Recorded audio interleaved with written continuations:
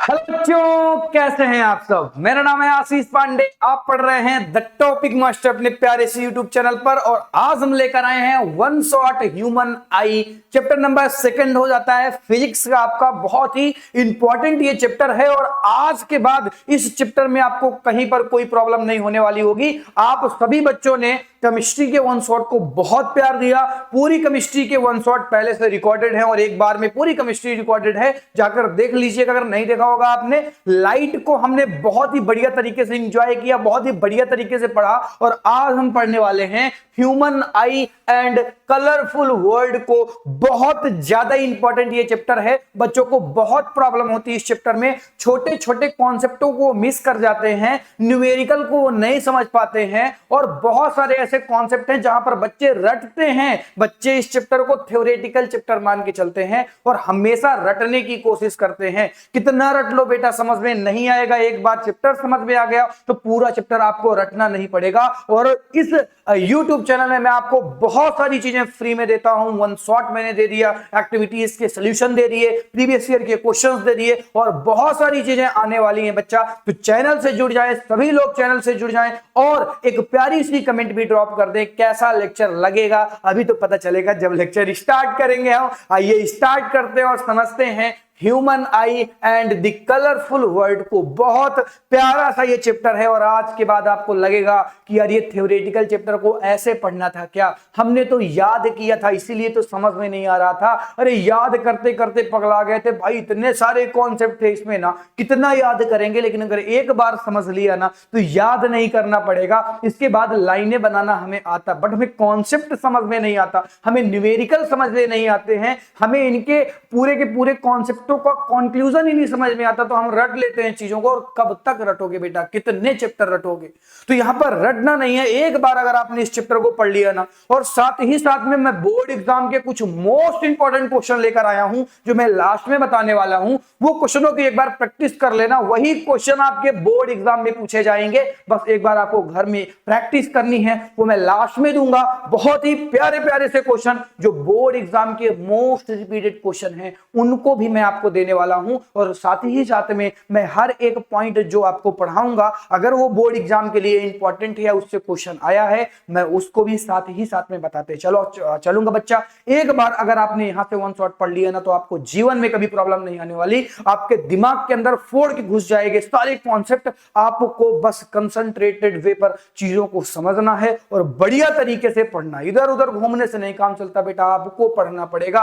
पूरी science free में upload कर दिया हमने, ठीक है ना। चलो आ जाओ फिर स्टार्ट करते हैं आज के इस प्यारे से चैप्टर को, human I and the colourful world को। आइए सबसे पहले मैं आपको क्या समझाऊंगा बच्चा। सबसे पहले मैं आपको अपनी प्यारी प्यारी आंखों के बारे में कुछ चीजें बताऊंगा जो एक क्लास 5 और 6 के बच्चे को भी पता होता है। अब सर क्या ऐसा बताने वाले हैं जो क्लास 6 और 5 को पता होता है, हमें नहीं पता क्या? अरे आपको भी पता होगा। थोड़ा सा समझने की कोशिश करना, थोड़ा सा समझने की कोशिश करना, बहुत बढ़िया तरीके से आपको समझ में आने वाला है। देखो सबसे पहले मैं अपनी प्यारी प्यारी आंखों की बात करूं, अरे प्यारी प्यारी अखियों की बात करूं तो उसमें क्या चीजें कॉमन हैं। देखो सभी बच्चों को पता होगा जो हमारी आंखें होती हैं, जो हमारी आईज होती हैं, वो सेंसिटिव ऑर्गन्स होती हैं। वो सेंस रखती हैं लाइट के लिए, यानी लाइट का सेंस हमारी बॉडी कौन से ऑर्गन के थ्रू लेती है बच्चा, तो वो केवल और केवल आई है। अगर आई को क्लोज कर दूं ना तो सामने से लाइट आना बंद हो जाएगी और लाइट से ही कलर्स आते हैं। यानी मैं सामने देख कर ये बता पाता हूं कि कौन से कलर की लाइट आ रही होगी, ये कौन से कलर का पर्सन या ऑब्जेक्ट होगा। ये कब पता चलेगा? जब सामने से लाइट एक बार मेरी आंखों पर आएगी। यानी मैं कह सकता हूं कि हमारी आईज जो होती हैं वो सेंसिटिव ऑर्गन है, जो सेंस रखती हैं लाइट के लिए और हमें सेंस देती हैं लाइट के कलर्स का। यानी लाइट के कलर्स का सेंस होता है इनमें। तो मैंने आपको क्या कहा, ध्यान से समझना, मैंने आपको कहा जो हमारी आई होती है ना वो एक तरीके की सेंसिटिव ऑर्गन होती हैं जो हमें इस प्यारे से वर्ल्ड से, इस प्यारे से वर्ल्ड के कलर से रूबरू करवाती हैं कि भैया किस टाइप का ये कलर होगा, कैसे फ्लावर्स होंगे, कैसे आपका नेचर होगा, क्या आपकी स्काई का कलर होगा, कैसे पता चलेगा, हमारी आई सेंस करवाती हैं। और इसके लिए एक बहुत ही प्यारी सी लाइन मैंने लिखी कि अगर 2 पल के लिए मैं तुम्हारी आंखों को बंद कर दूं, आई को क्लोज कर दूं, तो ये इम्पॉसिबल हो जाएगा कि सामने क्या कलर है इसको आप आइडेंटिफाई नहीं कर पाएंगे, कोई भी कलर को आप नहीं पहचान पाएंगे और आप इस ब्यूटीफुल वर्ल्ड को नहीं देख पाएंगे। यानी आंखें बंद करने से ही सारे कलर्स ब्लैंक हो जाएंगे, सामने सब कुछ ब्लैंक हो जाएगा। ऑब्जेक्ट कौन सा रखा हुआ है, क्या रखा हुआ है, किस कलर का रखा हुआ है, लाइट किस कलर की जल रही है, ये सब चीजें आपको पता नहीं चलेंगी केवल एक काम करने से कि अगर आपकी आई को क्या करवा दिया जाए भाई, आपकी आई को क्लोज करवा दिया जाए। केवल इतना करवा देने पर आपको ये सारे सेंस मिलना बंद हो जाएंगे। यानी आपको अब तक तो पता चल गया होगा कि जो ह्यूमन आई होती हैं उनका क्या इंपॉर्टेंस है हमारी लाइफ में। क्या बताओ, इतनी बातें पता चल गई? अरे इतने प्यारे तरीके से समझा रहा हूं, पता चल गया कि नहीं चल गया? सर बहुत ही बढ़िया तरीके से ये बातें हमें समझ में आई। देखो ना, प्यारी प्यारी हमारी आंखें होती हैं, कितनी प्यारी आंखें हैं, ठीक है ना। तो प्यारी प्यारी हमारी आंखें होती हैं और ये हमारी आंखों का इंटरनल स्ट्रक्चर है। जनरली आप किसी भी लेक्चर में देखेंगे ना तो आपको यही इंटरनल स्ट्रक्चर को समझाया जाता है, बच्चों के खोपड़ी के अंदर से चला, दूर से ही चला जाता है भाई कि ये स्ट्रक्चर में कौन क्या है। अरे नॉर्मल आंखें हमारी कैसी होती हैं सर, ये आप क्या दिखा रहे हैं, ऐसा कुछ हमारी आंखों में नहीं होता सर, हमने कभी नहीं देखा कि हमारी आंखों में ऐसा भी कुछ होता है सर, आप क्यों इस तरह की चीजों को दिखा रहे हैं। तो मैं क्या करता हूं ना बच्चा, पहले आपके डाउट को क्लियर करता हूं ताकि देखो डाउट नहीं होना चाहिए। अरे बोलो ना, क्या आप इन्हीं आंखों को देखते हैं क्या? अरे रोज आप इन्हीं प्यारी प्यारी आंखों को देखते हैं क्या? हाँ सर ये क्लियर है सर, इसी को पढ़ा दीजिए, हमें उसको पढ़ना ही नहीं। बच्चा पढ़ना पड़ेगा, इंटरनल स्ट्रक्चर तो पढ़ना ही पड़ेगा क्योंकि पूछा जाता है बोर्ड एग्जाम में। लेकिन पहले जो दिखता है उनके बारे में पढ़ लो तो इंटरनल स्ट्रक्चर को समझने में आपको हेल्प मिलेगी। क्या मिलेगी बच्चा? इंटरनल स्ट्रक्चर को समझने में आपको हेल्प मिलेगी अगर आपने एक बार इसे पढ़ लिया तो चलो आ जाओ, इसके बारे में कुछ बातें कर लेते हैं। क्या बातें करेंगे? ध्यान देना। जो नॉर्मल आई सामने से देखने पर दिख जाए, आपको एक व्हाइट पार्ट दिखता होगा, एक कलरफुल यानी कलरफुल अलग अलग कलर का पार्ट दिखता होगा, एक ब्लैक कलर का पार्ट दिखता होगा। यानी नंबर 1 मैं इसे देना चाहूंगा, नंबर 2 मैं इसे देना चाहूंगा और नंबर 3 तो मैं इसे देना चाहूंगा, ये 3 चीजें। और फिर इसके बाद नंबर 4 मैं इसे देना चाहूंगा आपकी आईज के ये पार्ट बच्चा, जहां पर अगर मैं थोड़ा सा इस तरह करके देखूं तो रेड पार्ट जैसा दिखेगा, तो नंबर 4 में इस पार्ट को देना चाहूंगा। अब सभी पार्ट को अच्छी तरीके से सभी बच्चे देखेंगे बच्चा, सभी पार्ट को बहुत ही बढ़िया तरीके से मैं एक्सप्लेन करूंगा और बच्चे समझेंगे। जरा ध्यान से देखना, ये जो व्हाइट कलर का पार्ट होता है ना बच्चों, इसको मैं स्क्लेरा बोलता हूं। अरे बोलो ना क्या बोलता हूं? इसे मैं स्क्लेरा बोलता हूं।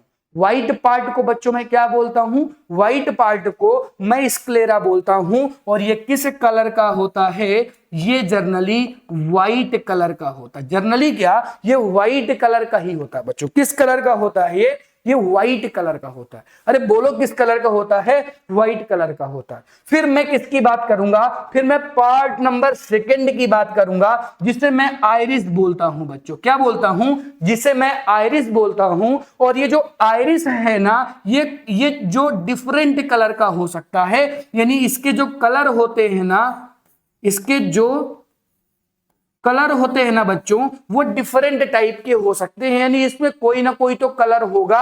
मैं कह सकता हूं लाइक ये ब्लू कलर की हो सकती है, ब्लू कलर की हो सकती हैं, ये ग्रीन कलर की हो सकती हैं, या ये ब्राउन कलर की हो सकती हैं, ये ब्राउन कलर की हो सकती हैं, तो ये अलग अलग कलर की आइरिश हो सकती हैं। जैसे मेरी जो आइरिश है ना वो जनरली ब्राउन कलर की आपको दिखती होंगी। अरे मेरी आंखें दिखती हैं आपको तो ये ब्राउन कलर की दिखती होंगी, और ये आंखों का कलर जो आपको दिख रहा है ना ये आइरिश के कारण होगा। इसी आइरिश के कारण हम कहते हैं, और हनी सिंह ने गाना भी तो बनाया था ब्लू आइज वाला, तो ब्लू आइज वाला वही गाना, भाई तेरी आंखें कैसी हैं ब्लू है और मेरी आंखें कैसी हैं ब्राउन है। तो यानी ये आंखों का कलर भी होता है क्या? हाँ, वो जो छोटा सा पॉइंट मैं आपको दिखा रहा हूं ना, जो प्यूपिल के चारों तरफ होता है उसे मैं आइरिस कहता हूं बच्चों, और इस आइरिस का कलर होता है। लेकिन प्यूपिल का कलर हमेशा आपको ब्लैक कलर देखने के लिए मिल जाएगा, ये ब्लैक कलर की होती है। यानी ये 3rd नंबर पॉइंट जो आपको दिख रहा है ये हमेशा आपको ब्लैक कलर का दिखेगा। मेरा भी आपको ब्लैक कलर का दिख रहा होगा, आपका भी ये ब्लैक कलर का होगा। फिर इसके बाद हम बात करते हैं सीलियरी मसल्स की। ये आपकी किनारे में ऐसी मसल्स होती हैं जो लेंस को एडजस्ट करती हैं, ताकि लाइट जब कम हो तो उसके अकॉर्डिंग लाइट आ पाए, और ज्यादा हो तब भी कम ही लाइट अंदर जा पाए। ऐसी नहीं कि लाइटें बहुत सारी चली गई फोड़ दिया आंख को, ऐसा नहीं करना। तो इसको कौन एडजस्ट करता होगा, आगे आप इनके बारे में बहुत डिटेल में पढ़ने वाले हैं। तो ये क्या होती हैं? सीलियरी बॉडी होती है या मसल्स होती हैं जो लेंस को एडजस्ट करती हैं, और आपको ये किनारों पर देखने के लिए मिल जाएंगी। तो बोलो इतनी बातें आपको क्लियर है क्या? ये एक नॉर्मल आई का स्ट्रक्चर है जो आपको सामने से देखने पर बच्चा दिख जाता है, जो सामने से देखने पर दिख जाए, ये इस टाइप का स्ट्रक्चर होता है। बहुत ही प्यारा सा आई का स्ट्रक्चर है जो मैंने बना दिया। बट बच्चा आपको बोर्ड एग्जाम में ऐसा नहीं बनाना, हालांकि आप इसके साथ इंटरनल बना के चले आते तो अच्छी बात है, केवल इसे बना के नहीं आना, क्योंकि बोर्ड एग्जाम में ये चलने वाला नहीं है। बोर्ड एग्जाम में आपको इसी का इंटरनल स्ट्रक्चर बनाना पड़ेगा जो सामने आपको दिखता हुआ बना हुआ दिख रहा है बच्चों। किस तरह से इंटरनल स्ट्रक्चर बनाना होगा? बहुत ही आसान होता है स्ट्रक्चर बनाना, बहुत ही प्यारा सा सुंदर सा स्ट्रक्चर है। आइए अब इसको समझते हैं। आपने अभी तक क्या क्या समझा? आपने समझ लिया है स्क्लेरा क्या होता है, व्हाइट वाला पार्ट, आइरिस क्या होता है जो अलग अलग कलर का होता है, प्यूपिल क्या होता है जो ब्लैक कलर का होता है, सीलियरी मसल्स क्या होती हैं जो लेंस से चिपकी होती हैं और ये लेंस को एडजस्ट करती हैं। इतनी बातें तो सर आपने समझाया और हमें समझ में भी आ गया। ये तो नॉर्मल आई से देखने पर भी दिख जाएंगी, लेकिन बहुत सारे आपके नेमिंग ऐसी भी की गई हैं जो नॉर्मल आई पे सामने से देखने पर नहीं दिखेंगी। यानी आपको इंटरनल आई का स्ट्रक्चर बनाना पड़ेगा। जैसे मैं सबसे पहले बात करूंगा कि कॉर्निया क्या होती हैं। अरे बोलो मैं किसकी बात करने वाला हूं? मैं कॉर्निया की बात करने वाला हूं। अभी मैं सभी के बारे में लिखूंगा भी, उनसे भी पॉइंट को क्लियर करूंगा, तो रट जाएंगी चीजें, यहीं पर रट जाएंगी। देखो कॉर्निया वो पार्ट है जहां से लाइट की इंटरिंग होती है, लाइट इंटर करती है आपकी आईज पर। यानी एक तरीके की थिन मेम्ब्रेन है जहां से लाइट अंदर प्रवेश करेगी बच्चों, इसे हम कॉर्निया कहते हैं। कॉर्निया से वो होते हुए प्यूपिल पे जाएगी और प्यूपिल से होते हुए लाइट लेंस में चली जाएगी बच्चों। ये जो लेंस है ना, लेंस वो लाइट को रिफ्रेक्ट करवाता है ताकि दो रिफ्रेक्शन रे एक पॉइंट पर मिले जहां पर इमेज फॉर्मेशन होती है। और वो पॉइंट क्या होता है मेरे बच्चों? वो पॉइंट होता है रेटिना। यानी रेटिना पर क्या होने वाला है? रेटिना पर जो इमेज है ना बच्चों, इमेज का फॉर्मेशन होने वाला है, इमेज फॉर्मेशन होने वाला है। तो कोई पूछे कि इमेज फॉर्मेशन कहां पे होता है, तो सर इमेज फॉर्मेशन जो होता है वो रेटिना पर होता है। रेटिना एक ऐसा प्लेस है जहां पर लाइट सेंसिटिव सेल्स होती हैं, रॉड एंड कॉन्स होती हैं, जो लाइट को सेंस करती हैं, इमेज फॉर्मेशन करती हैं, इमेज फॉर्मेशन करती हैं। और बनने वाली इमेज जो होगी वो कैसी होती है? बनने वाली इमेज बच्चा रियल होती है और इन्वर्टेड होती है। इन्वर्टेड का मतलब जो इमेज बनेगी ना वो उल्टी इमेज बनती है। फिर जब उसको ब्रेन में भेजा जाता है ऑप्टिकल नर्व के थ्रू, तो ब्रेन इसको अपने आप सीधा करके तुम्हें दिखाता। सोचो अगर आपकी ऑप्टिकल नर्व खराब हो जाए तो आपको क्या, आपको वो इमेज उल्टी दिखेगी, हमेशा आपको जीवन भर चक्कर आता रहेगा। ठीक है ना? क्यों बच्चा? क्योंकि आप ना रेटिना पर बनने वाली इमेज आपकी इन्वर्टेड है, उल्टी है। और उसको सीधा कौन करता है? उसको सीधा करता है हमारा ब्रेन बच्चों। ये कहानी आपको समझ में आई क्या? यानी कि लेंस क्या है? जो लाइट को रिफ्रेक्ट करके इमेज बनवाता है, कहां पर? रेटिना पर। और ये जो लेंस होता है ना, ये कौन से टाइप का लेंस का यूज हम करते हैं? कॉन्वेक्स टाइप के लेंस का यूज करते हैं, जो लाइट को रिफ्रेक्ट करवाता है। हमारा किस टाइप का लेंस होता है बच्चों? हमारे पास जो लेंस होता है वो कॉन्वेक्स टाइप का होता है बच्चों। किस टाइप का होता है? कॉन्वेक्स टाइप का लेंस होता है। ऑप्टिकल नर्व क्या होती हैं? जो आपके इस इमेज को, यानी जो यहां पर इमेज बनी है, उसका क्या किया जाता है? इलेक्ट्रिकल इंपल्स बनाए जाते हैं। इलेक्ट्रिकल इंपल्स बनाए जाते हैं, जिन्हें ऑप्टिकल नर्व में भेजा जाता है। और ऑप्टिकल नर्व इन्हें कहां पर भेजता है बच्चों?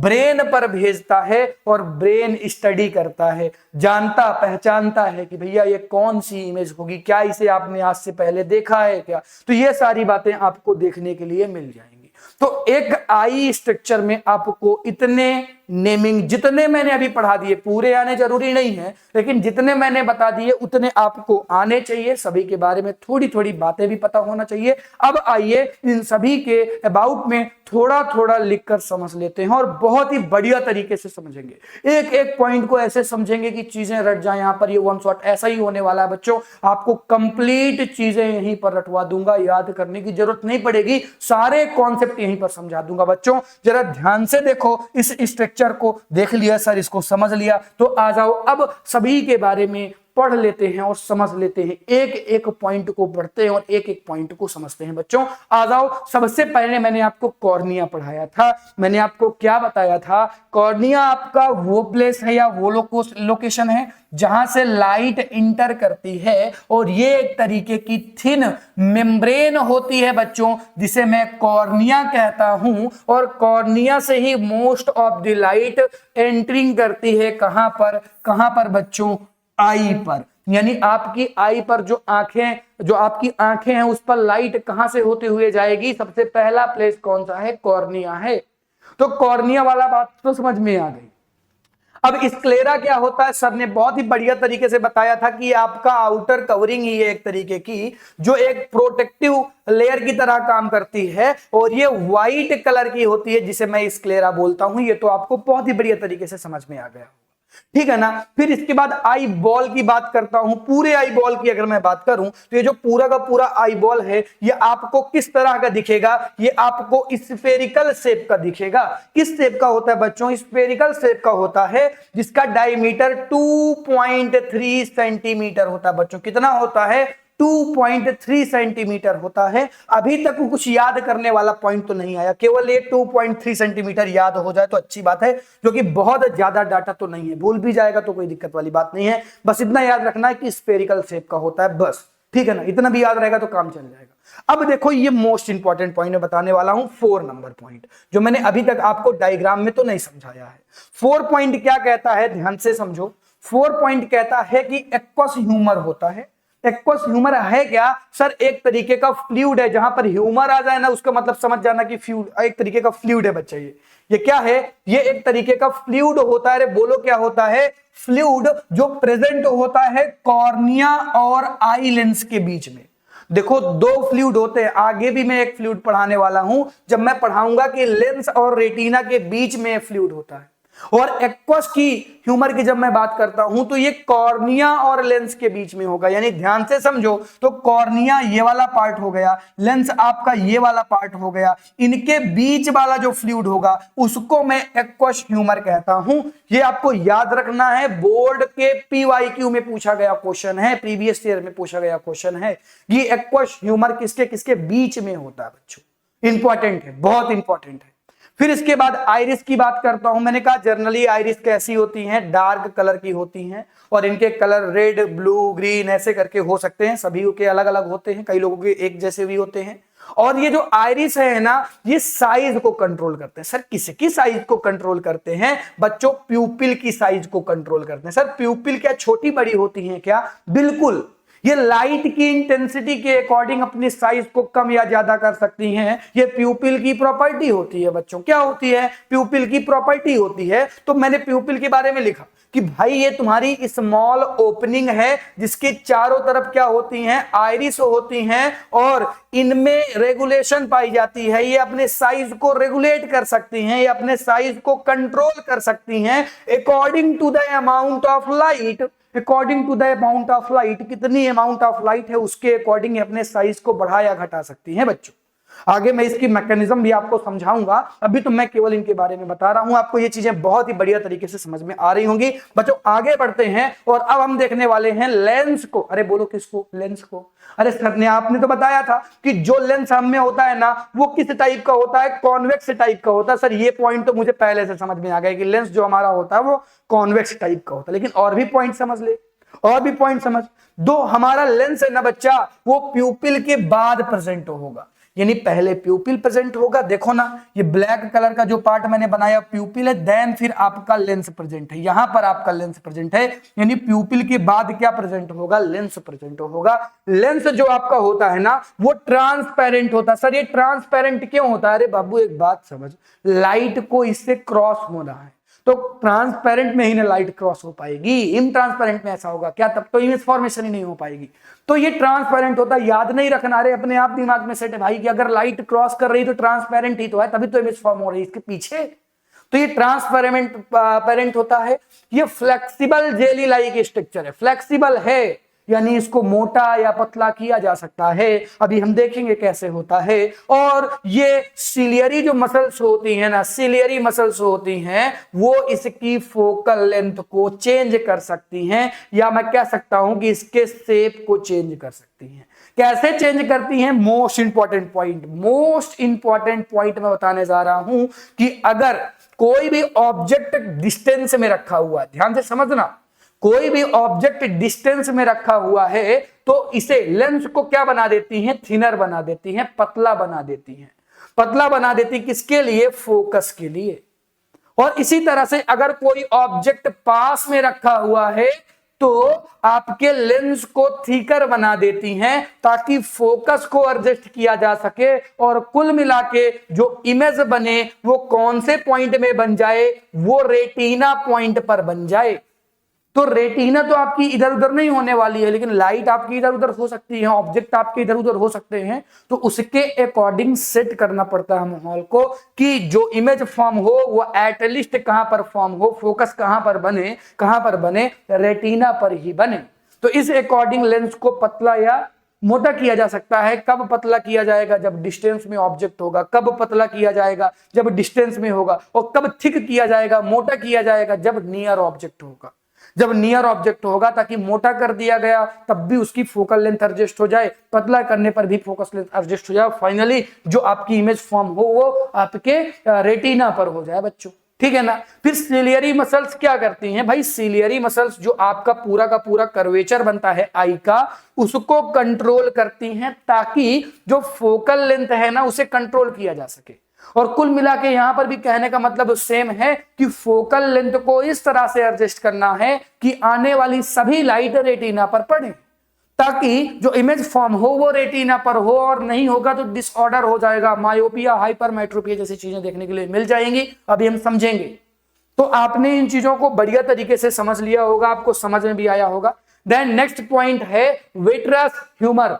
मैंने कहा था ना ह्यूमर आ जाए तो फ्लूइड मत समझना, इसका मतलब क्या है? फ्लूइड। तो ये भी एक तरीके का क्या होता है बच्चों? ये भी एक तरीके का फ्लूइड है जो कहां पे होगा?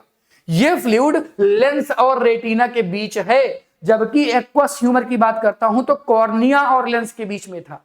और ये आपका यहां पे बच्चों, ये आपका लेंस और रेटिना के बीच मौजूद फ्लूइड है। याद रखना ये दोनों पॉइंट में मैं स्टार लगा रहा हूं क्योंकि बच्चे ये दोनों पॉइंट ना एक बार एमसीक्यू क्वेश्चन में आ चुके हैं आपके बोर्ड एग्जाम में, इसलिए इंपॉर्टेंट है। फिर मैंने कहा रेटिना क्या है सर? उतनी देर से तो कह रहे हैं वो प्लेस जहां पर इमेज फॉर्मेशन होता है। बिल्कुल बच्चों, ये तो आपको समझ में आ गया होगा। ऐसा प्लेस जहां पर इमेज का फॉर्मेशन हो, यानी यहां पर लाइट सेंसिटिव स्क्रीन होती है। लाइट सेंसिटिव स्क्रीन का मतलब जो लाइट के सेंस को रखती है कि आने वाली लाइट किस कलर की होगी, इसका सेंस लाइट सेंसिटिव स्क्रीन से पता चलेगा और यहीं पर आपकी इमेज फॉर्म्ड होती है, यहीं पर इमेज फॉर्म्ड होती है। और यहां पर जो लाइट सेंसिटिव स्क्रीन होती है वो लाइट सेंसिटिव सेल से मिलकर बनी होती है बच्चों। किससे मिलकर बनी होती है? लाइट सेंसिटिव सेल से मिलकर बनी होती है, जो आपके लाइट के सेंस को कन्वर्ट कर देते हैं इमेज में। जो आपके लाइट के सेंस के अकॉर्डिंग क्या बनाते हैं बच्चों? इमेज बनाते हैं। और ये जो इमेज है ना, बाद में इनके इलेक्ट्रिकल इंपल्स तैयार किए जाते हैं और इन इलेक्ट्रिकल इंपल्स को ट्रांसफॉर्मेशन कर दिया जाता है उनका, या ट्रांसमिटेड कर दिया जाता है टू द ब्रेन। ब्रेन के पास भेजा जाता है किसके थ्रू? ऑप्टिकल नर्व के थ्रू। मैंने बताया अभी तक किसके थ्रू बच्चों? ऑप्टिकल नर्व के थ्रू। और हम में जो रॉड होते हैं और जो कॉर्न होते हैं, ये लाइट और डार्कनेस के लिए जाने जाते हैं। ये भी आपके रेटिना वाले पार्ट पर होंगे। तो हमें एक बात समझ में आई सर कि जो रेटिना है ना, वहां पर इमेज का फॉर्मेशन होता है, वहां पर लाइट सेंसिटिव स्क्रीन होती है जो लाइट सेंसिटिव सेल से मिलकर बनी होती है। ये लाइट सेंसिटिव सेल इस लाइट के सेंस को कन्वर्ट कर देती हैं इमेज में। इस इमेज के इलेक्ट्रिकल इंपल्स बनाए जाते हैं और इंपल्स को ऑप्टिकल नर्व के थ्रू ब्रेन में ट्रांसफर कर दिया जाता है, ताकि ब्रेन इसको समझ पाए कि सामने वाली इमेज कौन सी है। क्या उसकी कोई मेमोरी है क्या मेरे पास? अगर मैं सामने वाले पर्सन को पहले से देखा हूं तो ब्रेन बता देगा कभी ना कभी देखा है तूने, और नहीं देखा होगा तो ब्रेन कहेगा भाई ये नया है, इसको पहचान और अपने मेमोरी में डाले, ताकि दोबारा जब कभी देखे तो समझ में आ रहा है। बोलो समझ में आ रहा है क्या? जैसे आपने मुझे इससे पहले वन शॉट में देखा होगा, तो जैसे आपने मेरा थंबनेल देखा होगा, आपने क्लिक कर दिया होगा, आपको पता चल गया होगा कि हाँ बंदा बढ़िया पढ़ा रहा है, ठीक है, बहुत मजा आ रही है। तो इस तरह से आपके ब्रेन में लाइट गई होगी, तो लाइट जब गई होगी तो ब्रेन आपका सेंस किया होगा उन चीजों को। जब ऑप्टिकल नर्व के थ्रू इलेक्ट्रिकल फॉर्म में भेजा गई होगी चीजें, तो ब्रेन ने कहा होगा हाँ यार ये टीचर को तो मैंने देखा है पहले, ये बढ़िया पढ़ा था, इससे पढ़ ले, ठीक है ना। और बच्चों लाइक और कमेंट जरूर किया करो, ये बहुत जरूरी होती है। किसी भी चैनल को सब्सक्राइब करना ना करना, it is your personal problem. But अगर हम बात करते हैं कि अगर हम किसी से पढ़ रहे हैं तो मेरा दायित्व तो बनता है कि लाइक और सब्सक्राइब करें। इनफैक्ट मुझसे ही नहीं, किसी से भी तुम पढ़ो तो आपको लाइक और सब्सक्राइब करना इतना मैटर नहीं करता, बट लाइक और कमेंट करना मैटर करता है। बच्चों आपको एक टीचर फ्री में पढ़ा रहा है। अगर मैं आपको टाइमिंग दिखाना चाहूंगा ना, तो बच्चों सुबह के कितने बज रहे हैं? सुबह के लगभग 4:30 बज रहे हैं, यानी 4:29 है। आपको टाइमिंग दिख रहा होगा इसमें, ठीक है ना। तो बच्चों होता क्या है ना, आप टाइमिंग देख सकते हैं इसमें।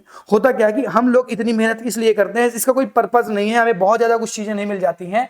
हमें मजा आती है कि यार बच्चे का एग्जाम है, हमने एक टारगेट सेट कर रखा है कि एग्जाम से पहले पूरे वन शॉट देने हैं, बहुत सारी चीजें देनी है, वो हम देंगे। वो चाहे हमें रात में जगना पड़े चाहे दिन में जगना पड़े, लेकिन हमारा देने का कर्तव्य है और हम देंगे। ये हमारी पर्सनल प्रॉब्लम है। तो इसी तरह से जब आप कहीं पर पढ़ने आते हैं ना, तो बच्चा टीचर ने बहुत मेहनत कर रखी होती है उससे पहले, उसको मजा आती है जब लाइक आती है, कमेंट आती है, उसको एक प्यार मिलता है कि हाँ यार बच्चे पढ़ रहे हैं, समझ रहे हैं, उनको समझ में आ रहा है, वो माहौल पर बंधे हुए हैं। तो इस तरह से टीचर को एनर्जेटिक रखने के लिए भाई एक कमेंट और एक लाइक आपको करनी चाहिए, और सभी के चैनल्स में करनी चाहिए। मैं ये नहीं कह रहा हूं मेरे चैनल में, सभी के चैनल में, ठीक है ना, सभी के चैनल में करना चाहिए। तो ये बातें आपको समझ में आ गई होंगी रेटिना तक की। फिर इसके बाद अब मैं आपको बताऊंगा कि जो आपकी प्यूपिल है ना, वो कैसे वर्क करती है। मैंने कहा था ना कि कई बार ये थिक हो जाती है, कई बार ये थिन हो जाती है। तो ये किस तरह से वर्क करती है? देखो, दो तरीके से वर्क कर सकती है। या तो सामने से आने वाली जो लाइट है वो बहुत ही ब्राइट हो, यानी लाइट कैसी हो? लाइट बहुत ज्यादा हो, जो सामने से लाइट आ रही है बहुत ज्यादा हो।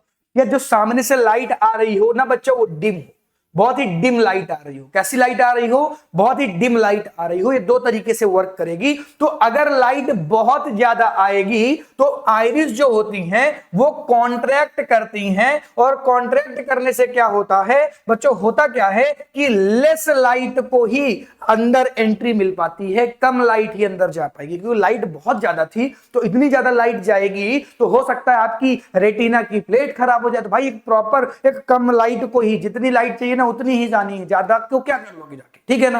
तो ये चीज हो गई। और अगर लाइट आपकी डिम है, तो लाइट डिम रहेगी तो जो आइरिस आपकी हैं वो क्या करेंगी?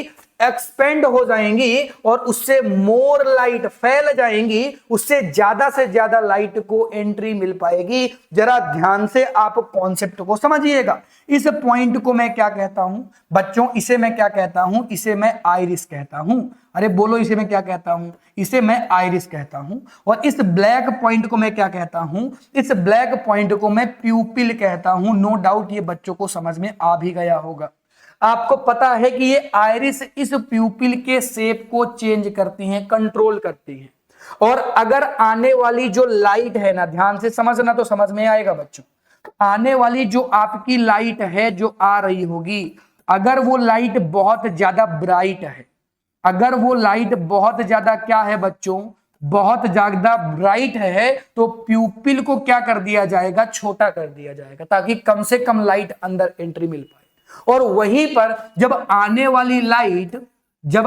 वाली लाइट बच्चों कैसी हो जाती है, डिम हो जाती है, तो हमें नीड है, अरे हमें किसकी नीड पड़ती है बोलो बच्चों, हमें इस बात की नीड पड़ेगी भाई कि मोर लाइट को अंदर किया जाए, इंटर किया जाए। तो उसके लिए इसको बड़ा बनाना पड़ेगा। तो आप देखें यहां का प्यूपिल जो आपको दिखेगा बच्चों, जो यहां का प्यूपिल दिखेगा ना, वो आपको ज्यादा बड़ा दिखेगा, उसको ज्यादा बड़ा कर दिया गया है। जबकि यहां का प्यूपिल आपको छोटा दिख जाएगा, क्योंकि यहां पर लाइट ज्यादा थी और यहां पर लाइट कम है। तो इस तरह से आपके प्यूपिल को कंट्रोल किया जाता है, बड़ा या छोटा करके। अरे बोलो, यहां तक की बातें समझ में आती हैं क्या? बोल दो, यहां तक के पॉइंट समझ में आते हैं क्या? बढ़िया तरीके से पॉइंट समझ में आते हैं क्या? अगर आपको ये पॉइंट समझ में आ गए हैं तो अब हम आगे बढ़ेंगे और हम देखेंगे किस तरह से इमेज का फॉर्मेशन होता है। तो पहले आई बनाना पड़ेगा। तो स्फेरिकल शेप होता है, तो आ जाओ स्फेरिकल शेप बना देते हैं। ये हमने स्फेरिकल शेप बना दिया है। इसको थोड़ा सा मोटा कर लेते हैं भाई, चलो। अरे ठीक है ना, इसको मोटा कर लेते हैं ऐसे करके, ताकि थोड़ी सी ना ये बढ़िया स्ट्रक्चर आपको दिखे। ठीक है, तो ये एक स्ट्रक्चर हो गई। देन मैं इसमें लेंस बना देता हूं, अलग कलर से कुछ बनाऊंगा मैं।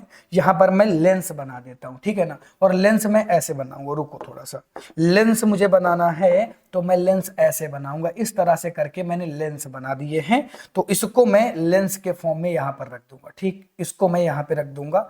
इस तरह से इसको मैं थोड़ा सा बड़ा या छोटा कर सकता हूं, ताकि ये थोड़ा सा बढ़िया लगने लगे। आपका ये लेंस हो गया बच्चों, ये क्या हो गया है, ये आपके लेंस बन गए हैं। यानी ध्यान से समझना तो आपको समझ में आया। ये स्फेरिकल मैंने शेप बना दिया है, और इसको आप थोड़ा सा उभार के बनाते होंगे। अभी नॉर्मल तरीके से आप इतना समझे।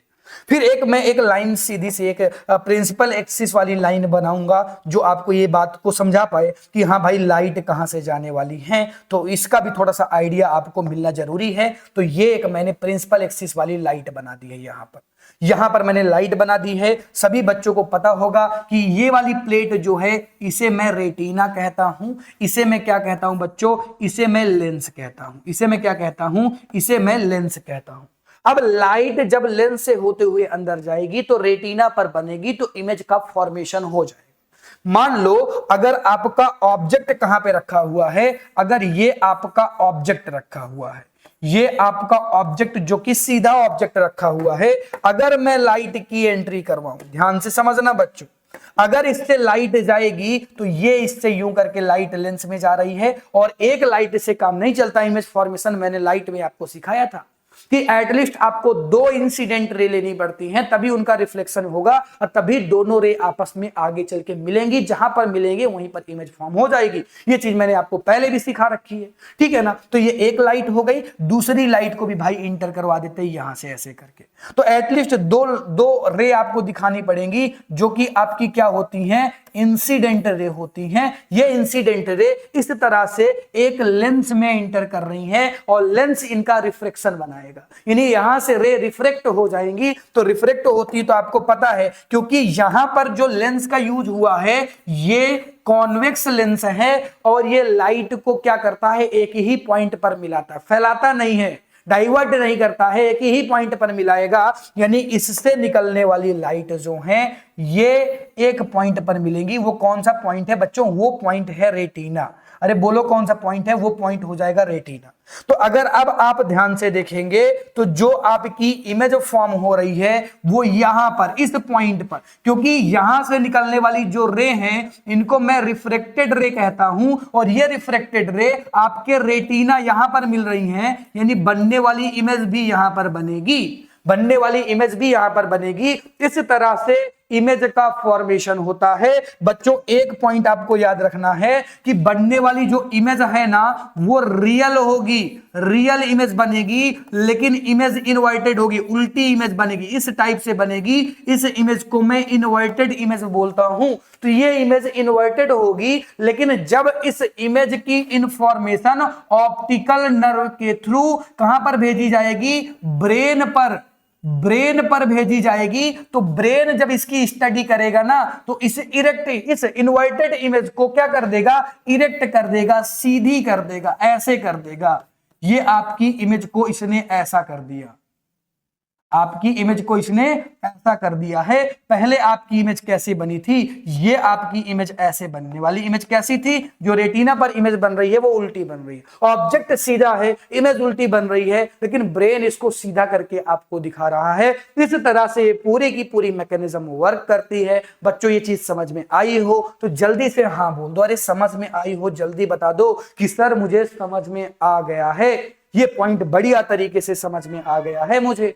अरे बोलो ये पॉइंट समझ में आया क्या? तो अगर ये पॉइंट समझ में आया है तो आ जाओ नेक्स्ट स्लाइड में चलते हैं और पावर ऑफ ए कॉम्बिनेशन देखते हैं, या पावर ऑफ अकम्बोडेशन देखते हैं।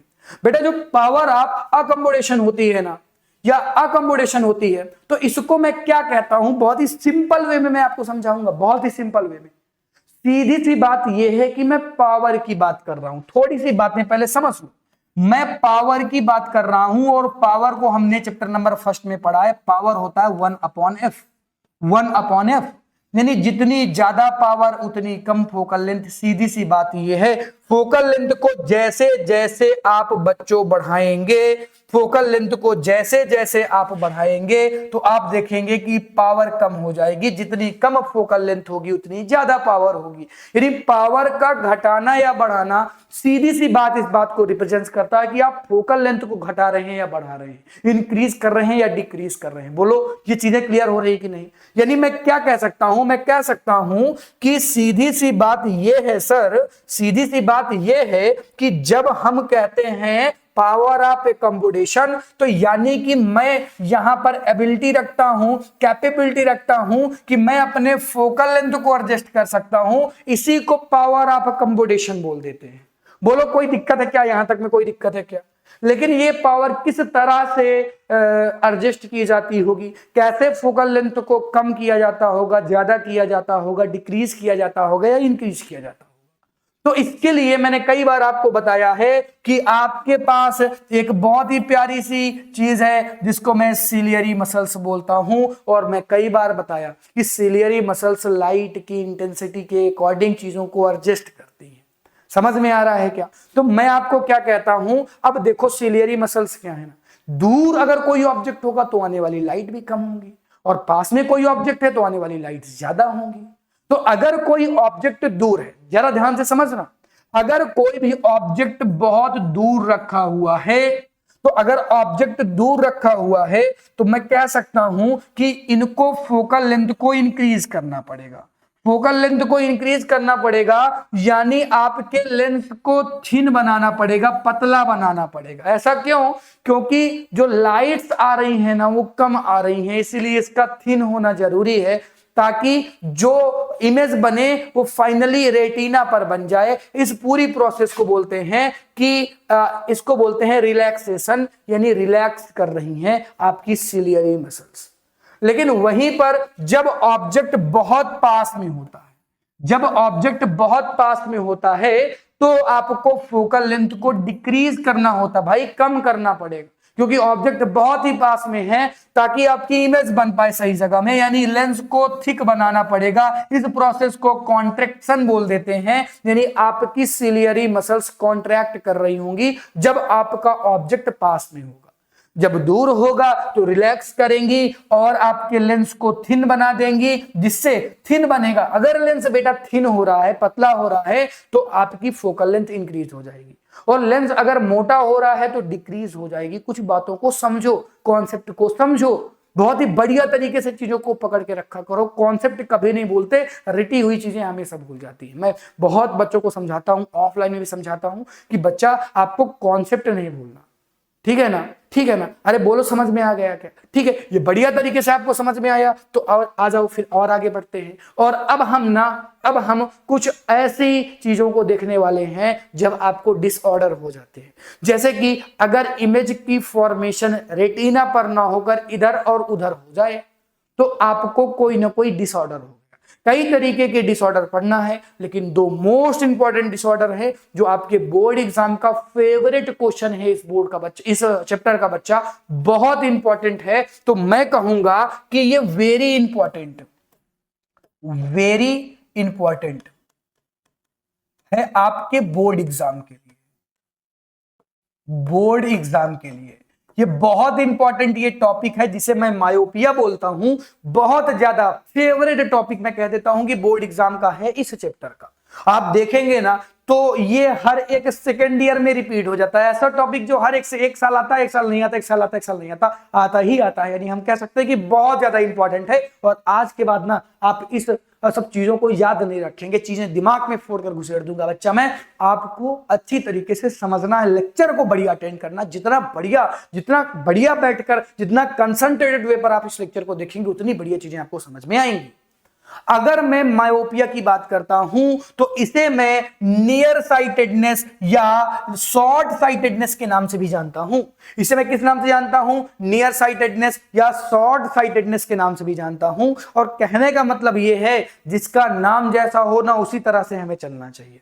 इसको मैं नियर का या शॉर्ट साइटेडनेस से जानता हूं, यानी जब पास की ऑब्जेक्ट तो बढ़िया दिखते हैं लेकिन दूर रखा कोई ऑब्जेक्ट बढ़िया ना दिखे। ध्यान से समझना, जब पास के ऑब्जेक्ट तो बढ़िया दिखे लेकिन दूर रखा हुआ ऑब्जेक्ट अच्छा ना दिखे, क्लियर ना दिखे, इस तरीके के डिसऑर्डर को मैं मायोपिया कहता हूं। यानी यहां पर लिखा हुआ ना शॉर्ट साइटेडनेस। शॉर्ट साइटेडनेस यानी पास की चीजें दिखेंगी, दूर की नहीं दिखेंगी। लॉन्ग साइटेडनेस यानी लॉन्ग की चीजें दिखेंगी, पास की नहीं दिखेंगी। सीधी सी बात इसमें होती। बच्चे कंफ्यूज होते हैं, पता नहीं क्यों कंफ्यूज होते हैं। अरे बोलो, मैंने यही बताया क्या? जहां पर नियर में कोई भी ऑब्जेक्ट होगा तो वो क्लियर दिखाई देगा, लेकिन उसी ऑब्जेक्ट को जब मैं डिस्टेंट में रख दूंगा यानी दूर रख दूंगा तो you can not see the object. आप ऑब्जेक्ट को नहीं देख पाएंगे। इस तरीके के डिसऑर्डर को मैं मायोपिया कह देता हूं। इसका क्या रीजन हो सकता है, जरा ध्यान से समझो।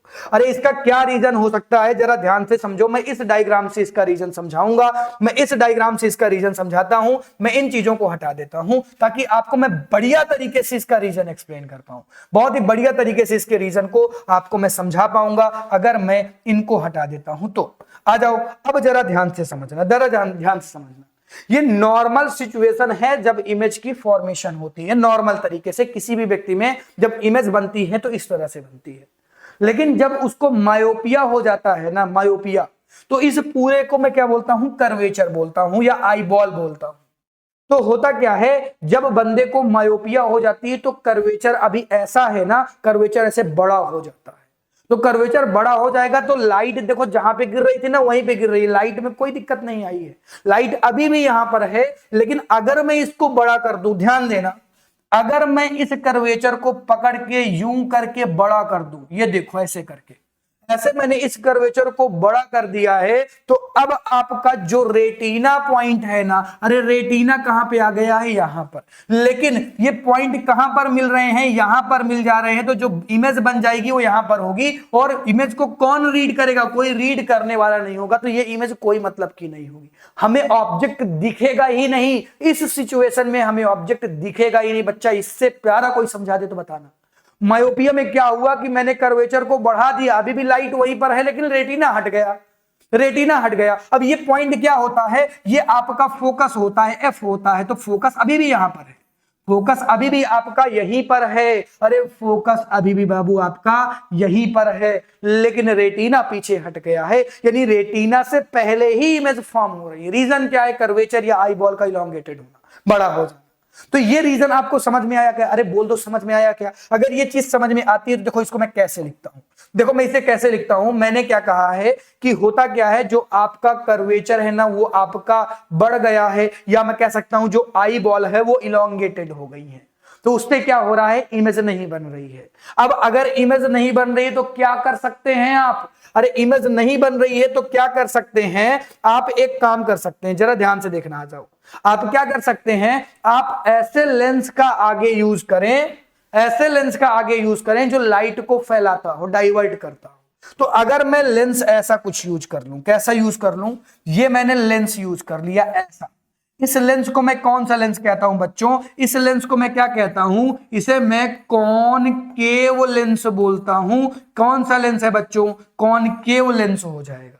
अब ये लाइट को क्या कर देगा, ये लाइट को डाइवर्ट करेगा ऐसे करके, ये लाइट ऐसे डाइवर्ट होगी, और लाइट ऐसे डाइवर्ट होंगी तो फाइनली जो लाइट मिलेंगी ना बच्चों, फाइनली ये जो लाइट मिलेंगी, अब ये बच्चों कहां पर मिल जाएंगी? अब ये सीधी अपने पॉइंट पर मिल सकती हैं, यानी अब ये दोबारा से रेटिना पर मिलेंगी।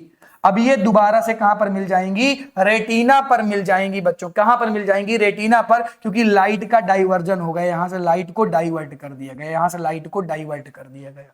तो इस तरह से दोबारा से ये रेटिना पर बनेंगी, और आपकी इमेज, और आपकी जो इमेज है ना, इमेज है इस तरह से रेटिना पर बन जाएगी। कौन से लेंस का यूज करना पड़ेगा बाबू? कौन से लेंस का यूज करना पड़ेगा आपको मायोपिया के लिए, मायोपिया के लिए जो लेंस यूज करना पड़ेगा, उस लेंस को हम कॉनकेव लेंस बोलते हैं। कॉनकेव लेंस बोल देते हैं बच्चों।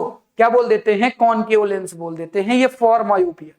अरे बोलो, ये पॉइंट बढ़िया तरीके से मैंने एक्सप्लेन किया। मजा आ रही है क्या? अरे सर बहुत मजा आ रही है, मजा आ गई सर। एक्चुअल में हमें सब कुछ तो समझ में आता था ना सर, ये 2 पॉइंट हमें कभी जीवन में समझ में नहीं है, हमने रट लिए। आज समझ में आया कि नहीं आया? अरे बोल, आज समझ में आया? आया सर, बहुत ही बढ़िया है। तो कमेंट ड्रॉप कर दे, फिर कमेंट जल्दी से डाल कि मुझे समझ में आया सर, बहुत ही बढ़िया तरीके से समझ में आया। हमने कौन से लेंस का यूज किया बच्चा? हमने यहां पर जो लेंस का यूज किया है वो है कॉनकेव लेंस।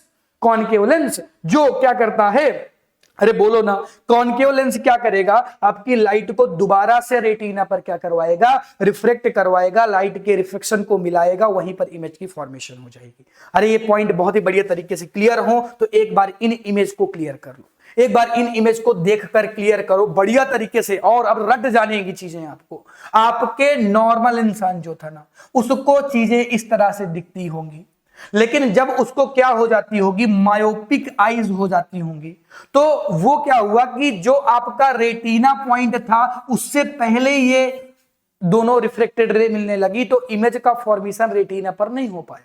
तो इसलिए हमने कौन से लेंस का यूज किया? वी यूज कौन से लेंस का? अरे बच्चा, हमने लेंस का यूज किया, यहां पर पेन चेंज कर लेता हूं ताकि दिखे आपको।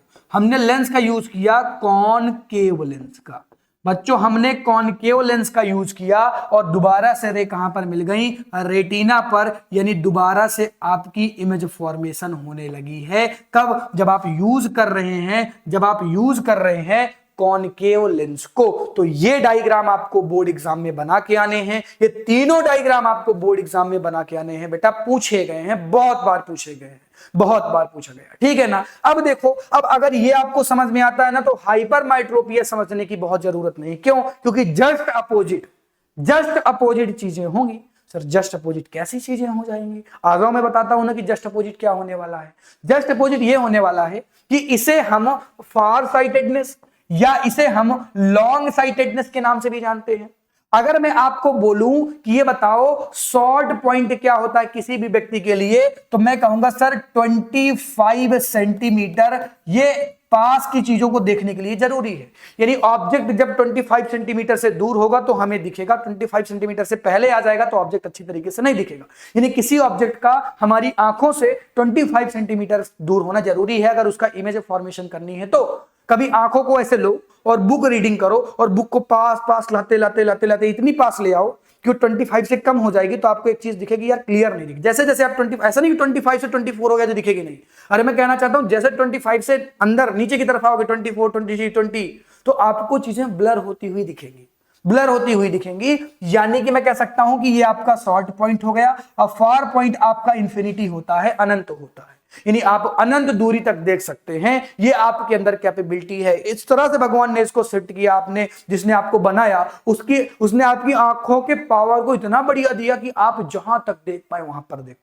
कितना दूर ऑब्जेक्ट हो आप देख सकते हैं, अनंत पर कोई ऑब्जेक्ट रखा हो आप देख सकते हैं। आपके अंदर ये कैपेबिलिटी है, ये पावर है। और ना विश्वास हो तो आप सन को देखते हैं, कितना दूर सन है, उसकी डिस्टेंस कितनी ज्यादा है, लेकिन आप देख पाते हैं कि नहीं देख पाते हैं। इसीलिए मैं कहता हूं कि आपका फार पॉइंट ना अनंत तक हो सकता है। तो जब आपको हाइपरमेट्रोपिया होती है तो हाइपरमेट्रोपिया को मैं फॉर साइटेडनेस या लॉन्ग साइटेडनेस के नाम से भी जानता हूं। यानी जब लॉन्ग की चीजें दिखती हो, दूर रखा कोई भी ऑब्जेक्ट बढ़िया दिखेगा, लेकिन जैसे वो नजदीक आ जाएगा तो दिखेगा नहीं। यानी मैं कह सकता हूं जब आपको जो ऑब्जेक्ट है वो डिस्टेंस में रखा हो तो वो ऑब्जेक्ट बढ़िया दिखता है, लेकिन जैसे ही उस ऑब्जेक्ट को नियर यानी पास लाया जाता है तो you can not see the object, object को आप देख नहीं पाएंगे, क्योंकि आपको क्या है, हाइपरमेट्रोपिया हो गई है। अब हाइपरमेट्रोपिया के क्या रीजन हो सकते हैं? अरे हाइपरमेट्रोपिया के क्या रीजन हो सकते हैं, आओ मैं इसे भी समझा देता हूं कि भाई हाइपरमेट्रोपिया के क्या रीजन होंगे। फिर से उसी डायग्राम में आते हैं ताकि मैं आपको हाइपरमेट्रोपिया के रीजन बता सकूं।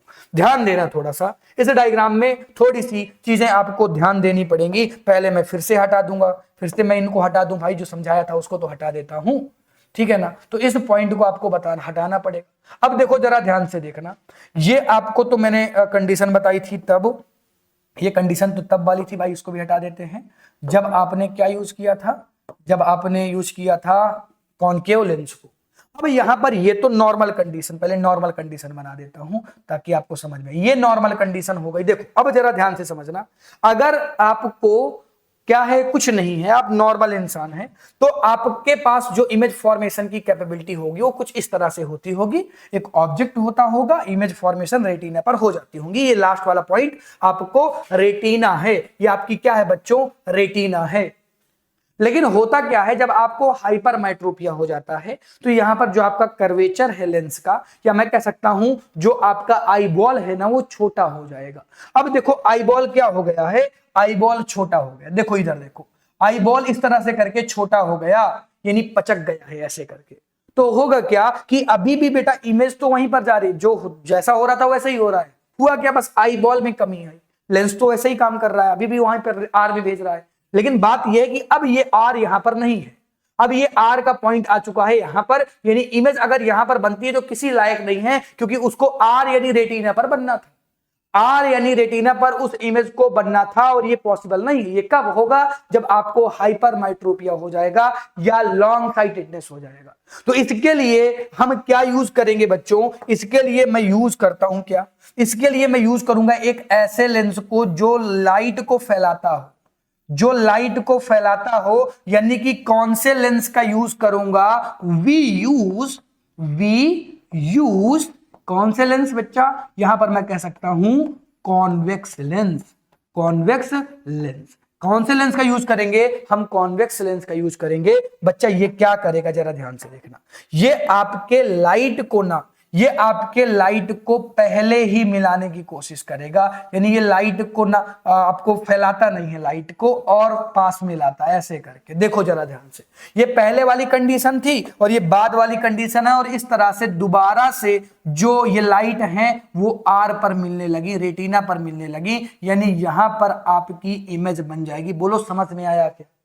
अभी इमेज पीछे बन रही थी, लेकिन जैसे ही मैंने इस लेंस का यूज किया तो इमेज आपकी दोबारा से आर पर बन रही है। इसी को मैं हाइपरमेट्रोपिया कह देता हूं बच्चों, और ये बहुत अच्छा पॉइंट है और कई बार बोर्ड एग्जाम में ये भी पूछा गया है। रीजन क्या है कि जो आपका सेंटर, सॉरी जो आपका कर्वेचर है वो आपका बिगड़ सकता है, यानी छोटा हो सकता है, या आईबॉल आपकी स्मॉल हो गई। दोनों कहने की बातें एक ही है। इन दोनों कंडीशन में आपकी फोकल लेंथ लॉन्ग हो जाती है, यानी आप देख रहे थे ना कि पीछे की तरफ इमेज बन रही थी, बड़ी इमेज पीछे की साइड चली जा रही थी, रेटिना तो आगे ही था, और यहां पर रेटिना के बाद ये दोनों पॉइंट मिलते हैं तब आपको हाइपरमेट्रोपिया होता है। जब रेटिना के पहले ही मिल जाए तो आपको मायोपिया हो जाता है। डायग्राम से इन चीजों को क्लियर करो बच्चा, डायग्राम से इन चीजों को क्लियर करो। देखो हुआ क्या, ये नॉर्मल आदमी में होने वाला वो आपका डायग्राम है, लेकिन जब आपको हाइपरमेट्रोपिया हो जाती है तो इमेज का फॉर्मेशन, रेटिना यहां पर है लेकिन ये जो ऑब्जेक्ट का जो आपका रिफ्लेक्टेड रे है वो यहां पर मिल रही है, यानी कोई मतलब नहीं है इसका।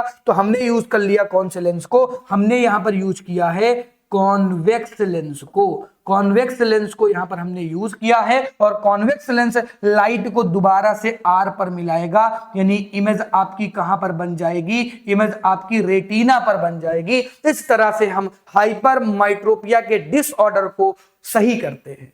अब वो घड़ी आ गई जिसका आपको बेसब्री से इंतजार था, और वो घड़ी किसकी है कि अब आप न्यूमेरिकल सीखने वाले हैं बच्चों। क्या सीखने वाले हैं? न्यूमेरिकल्स को।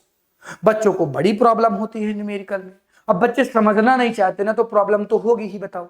तो आज मैं आपको कुछ मोस्ट इंपॉर्टेंट न्यूमेरिकल कराने वाला हूं बच्चों, जो बोर्ड एग्जाम के आए हुए क्वेश्चंस हैं, यानी प्रीवियस ईयर के क्वेश्चन हैं। तो इसी बहाने आपके प्रीवियस ईयर के न्यूमेरिकल्स भी सॉल्व हो जाएंगे। कुछ न्यूमेरिकल में आपको भी सॉल्व करने के लिए कहूंगा और आइडिया भी बताऊंगा कि किस तरह से न्यूमेरिकल्स को सॉल्व करते हैं। अभी तक अगर आपने चैनल को सब्सक्राइब नहीं किया है, लाइक नहीं किया है, कमेंट नहीं किया है, तो भाई एक टीचर की रिक्वेस्ट है कि जरूर से कर लिया करो। ये बातें आपको कहनी ना पड़े। एक अच्छे बच्चे में कभी ये चीजें नहीं होनी चाहिए। आप किसी से भी पढ़िए तो ये चीजें करके जाइए, इसमें आपका कुछ नहीं जाने वाला। अगर आपका 1 रुपया भी जाता तो मैं नहीं कहता, ठीक है ना। तो इसमें कुछ नहीं जाने वाला बच्चा। तो ध्यान से आप पहले न्यूमेरिकल को देखेंगे। बहुत ही प्यारा सा सज्जन सा ये न्यूमेरिकल है और आपके बोर्ड एग्जाम में पहले ही आ चुका है, क्योंकि प्रीवियस ईयर का लिया गया ये क्वेश्चन है। अगर आप देखेंगे तो ये आपके एनसीईआरटी के एग्जाम्पलर से है, यानी एनसीईआरटी से क्वेश्चन आते हैं न्यूमेरिकल्स के। सारे न्यूमेरिकल आपको एनसीईआरटी के करने ही चाहिए, सभी। मैं करवाऊंगा भी, लेकिन आपको भी करके जाना है। आ जाओ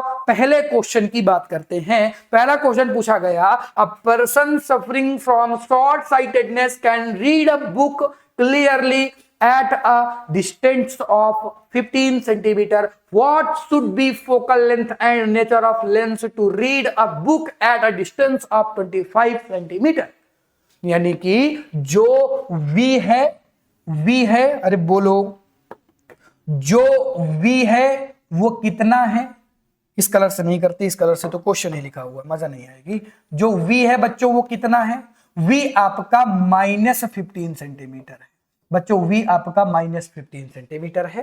देन क्यों माइनस में ले रहा हूं? साइन कन्वेंशन से। वो मैंने बहुत ही बढ़िया तरीके से जब मैं लाइट पढ़ा रहा था तो बता दिया हूं।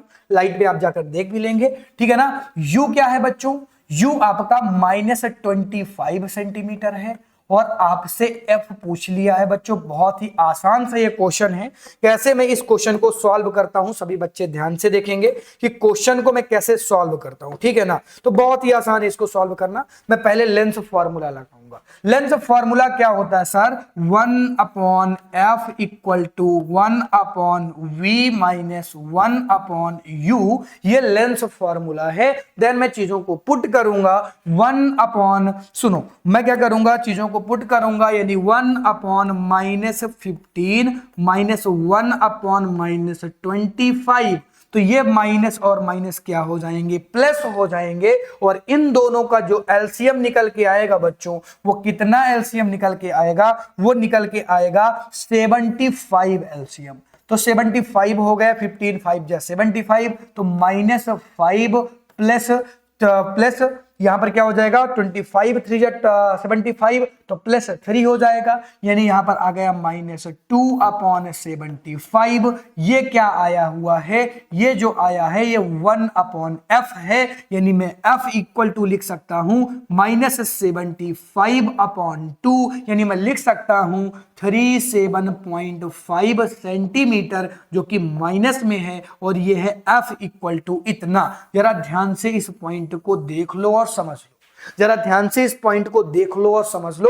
आपकी जो फोकल लेंथ है, इतनी फोकल लेंथ वाले एक लेंस का आपको यूज करना पड़ेगा। और कौन से लेंस का आप यूज करेंगे? क्योंकि उसको शॉर्ट साइटेडनेस है। तो शॉर्ट साइटेडनेस में बच्चा जो आप लेंस यूज करते हैं वो कॉनकेव लेंस यूज करते हैं, कॉनकेव लेंस यूज करते हैं तब जब किसी बंदे को क्या होती है, शॉर्ट साइटेडनेस होती है। कौन सी साइटेडनेस होती है, शॉर्ट साइटेडनेस होती है। बोलो ये बातें आपको क्लियर हैं क्या?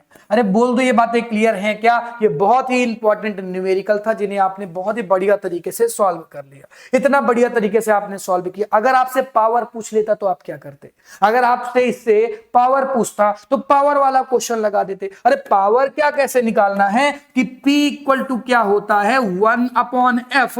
ये तब है जब ये f मीटर में दिया हो, लेकिन f सेंटीमीटर में है तो आप P इक्वल टू 100/f लगा सकते हैं, तो ये सेंटीमीटर के लिए हो जाएगा। तो इन दोनों फार्मूले का यूज करके we can find power of lens. क्या फाइंड कर सकते हैं? पावर ऑफ लेंस फाइंड कर सकते हैं। दोनों फार्मूले भी मैंने पुट कर दिए, तो अगर क्वेश्चन में पावर ऑफ लेंस भी पूछता है तो आप बहुत ही बढ़िया तरीके से फाइंड कर सकते हैं। अरे बोल दो समझ में आ गया ये पॉइंट? अरे समझ में तो आएगा सर, समझ में तो आप सारी चीजें समझा देते हैं सर, मजा आती है आपसे पढ़ने में, सभी चीजें समझ में आ जाती है हमें। अरे आएंगी भाई आएंगी, न्यूमेरिकल तो ऐसे समझाऊंगा ना आज के बाद कभी नहीं भूलेगा। अब आ जाओ सेकंड न्यूमेरिकल की बात करते हैं। कुछ चीजें मैं बताऊंगा, कुछ चीजें मैं आपसे पूछूंगा। सीधी सी बात यह है कि यहां पर आपको बच्चों पावर फाइंड करनी है। अरे बोल दो क्या? अरे पावर निकालनी, पावर पावर, हाँ पावर निकालनी है आपको। यानी आपको P को फाइंड करना है, और P को फाइंड करने के लिए, P को फाइंड करने के लिए सर मुझे F फाइंड करना पड़ेगा। अरे सर ये क्या कर दिया, ये तो गद्दारी कर रहा है कि P पूछ रहा है लेकिन तब भी मुझे F निकालना पड़ेगा क्योंकि फॉर्मूले में है भाई। ठीक है ना? चल अब आजा कुछ गिवेनेस लिख लेते हैं। यहां पर एक पर्सन है जो इस समय मायोपिया से पीड़ित है। बच्चों बहुत ही दुख की बात है कि तुम पीड़ित हो मायोपिया से। 10 सेंटीमीटर तक तुम देख पा रहे हो, इसके बाद तुम नहीं देख पा रहे हो। यानी कि आपका फार पॉइंट, नियरेस्ट पॉइंट तो आपका आ गया, यानी V तो आपको पता चल गया कि -10 सेंटीमीटर होगी। तो आपका फार पॉइंट यहां पर नहीं दिया तो U इक्वल टू क्या हो जाएगा भाई? तुम अनंत तक देख सकते हो, इन्फिनाइट तक देख सकते हो, तो U इक्वल टू इन्फिनाइट हो गया यहां पर। अरे बोल समझ में आया क्या? हाँ सर समझ में तो आया। और F आपको फाइंड करना है, F आपको फाइंड करना है तो क्या आप घर से कर लेंगे क्या? अरे सर नहीं कर पाएंगे सर, करवा दीजिए प्लीज, करवा दीजिए। अरे सर करवा दीजिए, चल करवा देता हूँ, आजा चल। अच्छा देख चल, बाद में रोना नहीं, बस रोने लगते हो ना तो फिर मन करता है यार करवा ही देता हूँ। चल आजा देख, 1/f equal to 1/v minus 1/u हो गया। यहां पर 1/-10 हो गया, -1/-1 इंफिनिटी हो गया। ये आपका पॉजिटिव हो जाएगा। इसको मैं क्या लिख सकता हूं, ध्यान देना, इसको मैं लिख सकता हूं 1/0। 1/0 को कोई मतलब नहीं, छोड़ दे इसे।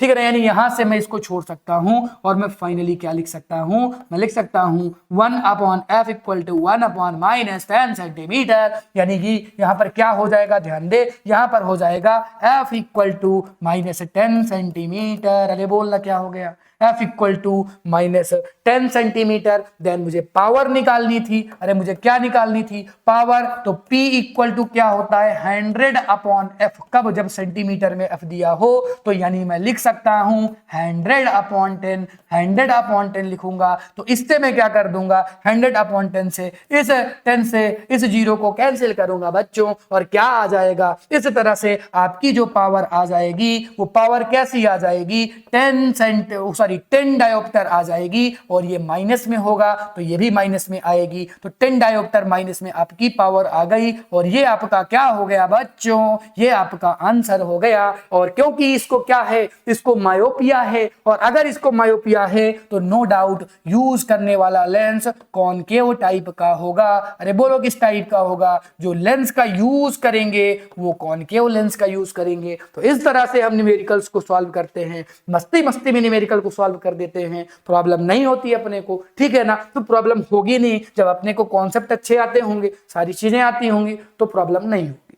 अब देखो नेक्स्ट क्वेश्चन आप करेंगे। इस क्वेश्चन में फिर से देखो, यहां पर एक पर्सन है जिसको मायोपिया है। ज्यादातर मायोपिया के ही न्यूमेरिकल्स बोर्ड एग्जाम में आते हैं, सारे बोर्ड एग्जाम के क्वेश्चन है, जो 80 सेंटीमीटर तक देख पाता है लेकिन आगे नहीं देख पा रहा।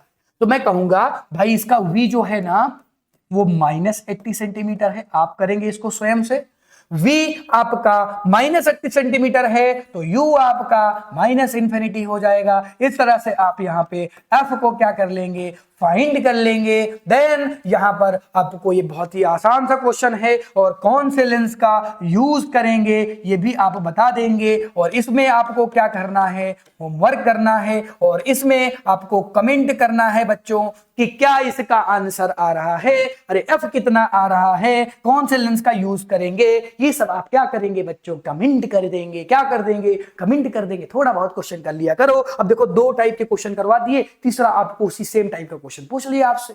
अरे पूछ लिया तो आसान भी तो है इसको करना। नहीं समझ में आएगा ना, शॉर्ट बना दूंगा तेरे लिए। अगर तुझे समझ में नहीं आया बस तुझे करना है और एक बार आंसर ड्रॉप करना है कमेंट में कि सर इतना इसका आंसर आ रहा है, क्या वो सही है। एक बार आप हमें बता देंगे क्या, तो मैं बिल्कुल आपको बता दूंगा कि वो सही है या गलत है। चलो आ जाओ नेक्स्ट क्वेश्चन की बात करते हैं। और इस बार ये क्वेश्चन जो है वो कैसा है, लॉन्ग साइटेडनेस के लिए है बच्चों। किसके लिए है, लॉन्ग साइटेडनेस के लिए है। एक पर्सन को लॉन्ग साइटेडनेस है, वो क्लियरली 40 सेंटीमीटर देख पा रहा है और लास्ट डिस्टेंस ऑब्जेक्ट 25 सेंटीमीटर है। यानी कि सीधी सी बात ये है कि v जो है वो आपका 40 सेंटीमीटर है, 40 सेंटीमीटर है और आपका जो u है वो -25 सेंटीमीटर है। तो आपको f निकालना है बच्चों। तो बहुत ही बढ़िया तरीके से यहां पर आप फार्मूला का यूज करेंगे 1/f = 1/v - 1/u का, और इसको बहुत ही बढ़िया तरीके से सॉल्व भी कर लेंगे। देन सॉल्व करने के बाद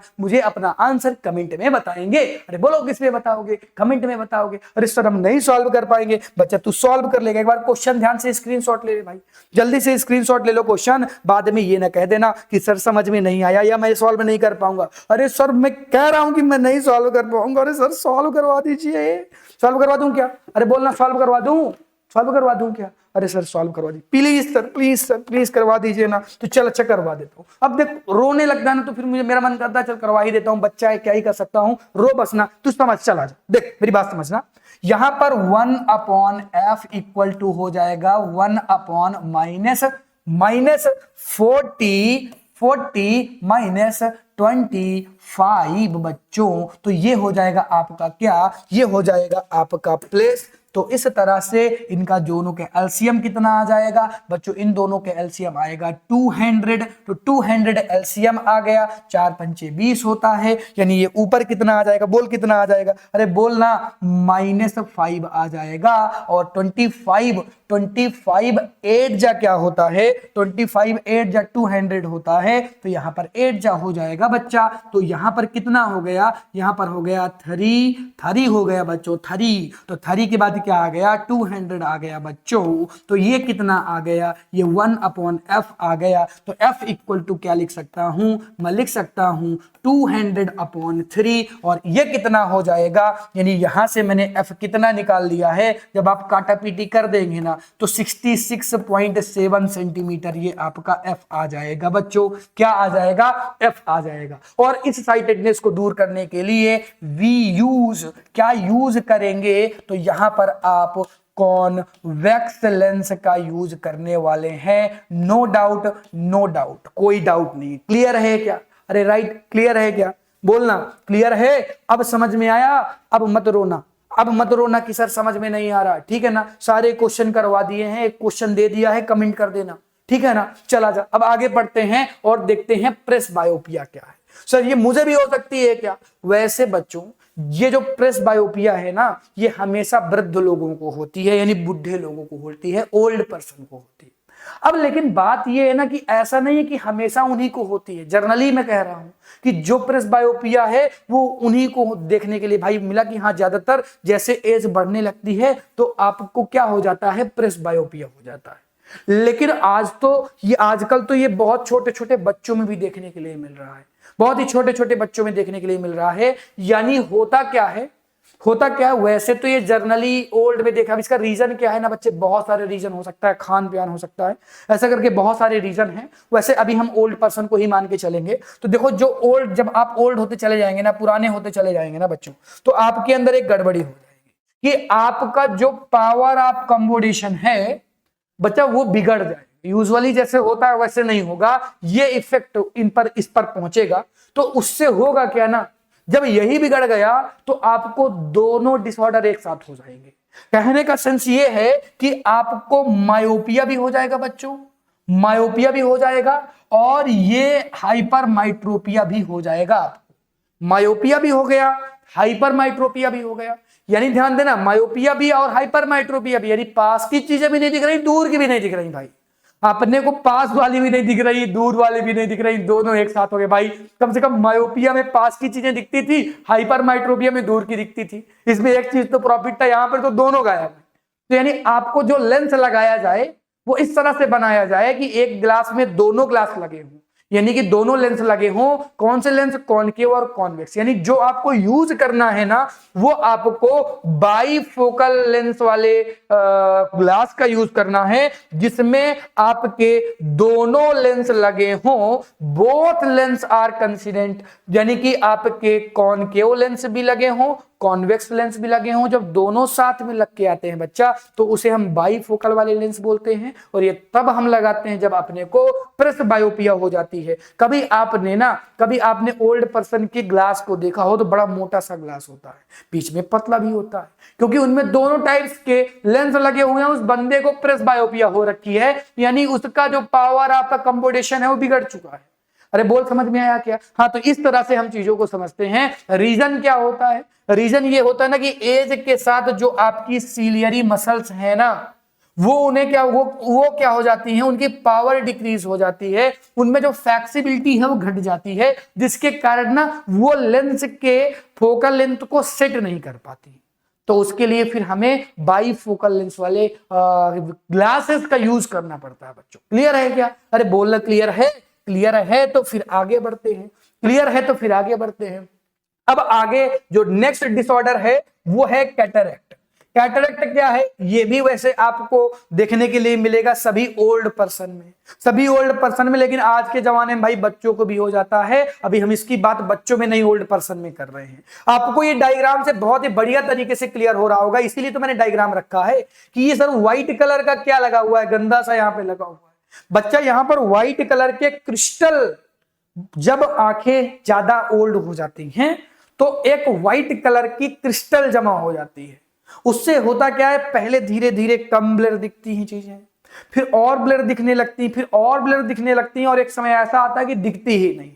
तो डॉक्टर क्या करता है? सर्जरी करता है। और सर्जरी कैसे करता है कि इस व्हाइट वाले पार्ट को वो हटाता है सर्जरी के दौरान। इसे हम कैटरैक्ट सर्जरी भी बोलते हैं बच्चों। और इसमें होता क्या है कि क्रिस्टल का जमाव हो जाता है। ये क्रिस्टल क्लाउडी टाइप के होते हैं, मिल्की टाइप के होते हैं, और ये जब क्रिस्टल्स जम जाते हैं तो हम अपने एक परफेक्ट विजन को खो देते हैं, हम देख नहीं पाते हैं, स्पष्टता सामने की चीजें क्लियर नहीं दिखती हैं, तो इसे हम कैटरैक्शन बोलते हैं। और इस दौरान कैटरैक्ट सर्जरी होती है, तो उससे क्या होता है, इस व्हाइट वाले पार्ट को हटा दिया जाता है। बहुत ही छोटी सी सर्जरी है और हमें चीजें क्लियर दिखने लगती हैं। इस दौरान अगर लेंस में गड़बड़ी है तो लेंस भी सर्जरी के दौरान चेंज कर दिया जाता है। डायग्राम के थ्रू ये बहुत ही बढ़िया तरीके से एक्सप्लेन कर दिया गया है। आगे बढ़ेंगे बच्चों, आगे बढ़ेंगे, और अब हम देखने वाले हैं reflection of light through the prism.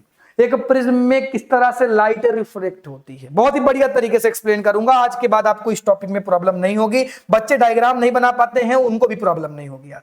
आज से उनको भी ये प्रॉब्लम नहीं होगी। देख, अगर लाइट को मैं ऐसे रिफ्लेक्ट करवाऊं, लाइट दिख रही कि नहीं दिख रही? बोलना। अरे लाइट दिख रही कि नहीं? ये इंसिडेंट रे हो गई मेरी। कौन सी रे हो गई? इंसिडेंट रे हो गई। इसको थोड़ा सा मोटा तो करता जाऊंगा ना, ताकि समझ में आता जाए। ठीक है ना? ठीक है ना? चल देखना, ध्यान से समझना। ये मेरी इंसिडेंट रे हो गई। अब ये इंसिडेंट रे हो गई तो आपको पता है रिफ्लेक्शन इसका होगा, तो लाइट नीचे की तरफ झुकेगी।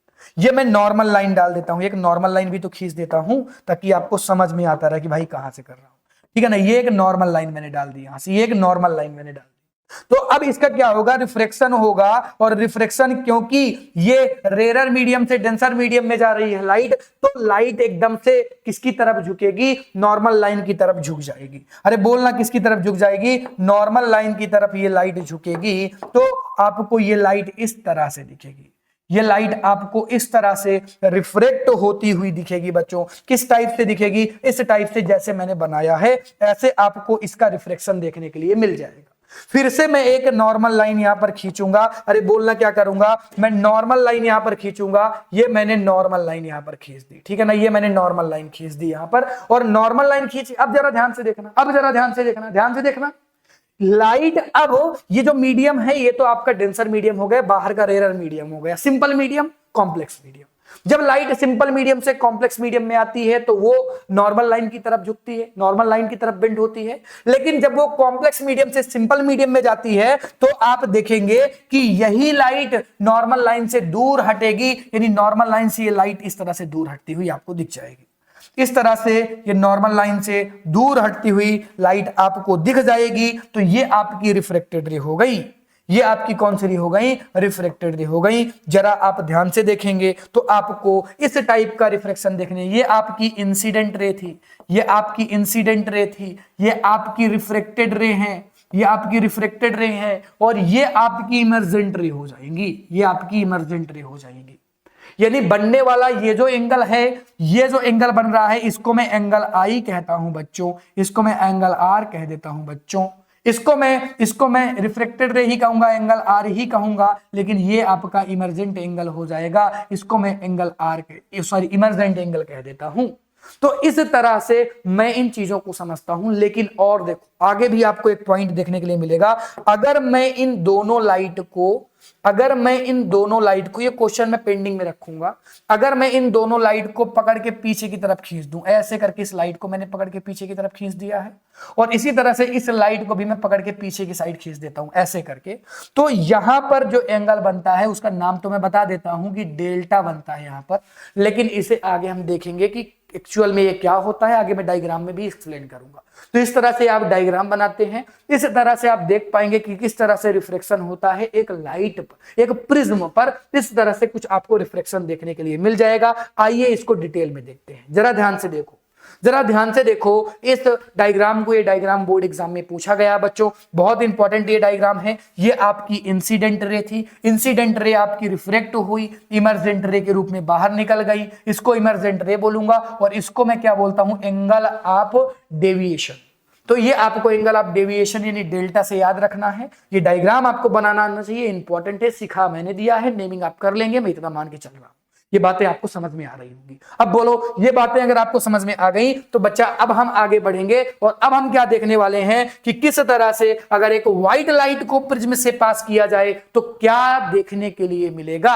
अगर एक व्हाइट लाइट को मैं प्रिज्म से पास करता हूं तो क्या देखने के लिए बच्चा मिलेगा। ध्यान से सभी बच्चे देखेंगे, बहुत ही डिटेल में पढ़ा रहा हूं यार, टेंशन मत ले, बहुत डिटेल में पढ़ा रहा हूं। अगर मैं एक व्हाइट लाइट को, ये क्या है, ये आपकी व्हाइट लाइट है, तो इस व्हाइट लाइट को अगर मैं एक प्रिज्म से होकर गुजारूंगा तो मैं देखूंगा कि ये 7 कलर में डिवाइड हो जाएगी, टोटल 7 कलर, टोटल 7 कलर्स आपको देखने के लिए मिलेंगे। इस तरह से एक व्हाइट लाइट जब प्रिज्म से होकर जाती है तो 7 कलर्स में डिवाइड हो जाती है, जिसे मैं क्या कह देता हूं, जिसे मैं dispersion of white light in a prism कर देता हूं। यानी कि प्रिज्म के अंदर लाइट, व्हाइट लाइट का डिस्पर्जन 7 कलर्स में हो जाता है, 7 कलर्स में हो जाता है, और इन 7 कलर्स को मैं विबग्योर के फॉर्म में याद रखता हूं। कोई भी लाइट जब व्हाइट लाइट की स्प्लिटिंग होती है, उसे पास किया जाता है, एक प्रिज्म से पास किया जाता है, तो डिस्पर्जन ऑफ लाइट देखने के लिए मिलता है। और ये लाइट आपके 7 कलरों में, यानी कि violet colour, indigo colour, blue, green, yellow, orange, red, इन कलर्स में डिवाइड हो जाती है। इसे मैं स्पेक्ट्रम ऑफ लाइट कह देता हूं, यानी जो विबग्योर के फॉर्म में दिखती है। विबग्योर से आप ये 7 कलर याद रखेंगे, विबग्योर से आप 7 कलर याद रखेंगे। जरा ध्यान से देखिएगा, अगर मैं इस लाइट को आपको दिखाऊं तो अगर आप देखेंगे इस लाइट को मैं यूं करके सीधा कर देता हूं, ऐसे करके, ठीक है ना, ध्यान देना थोड़ा सा।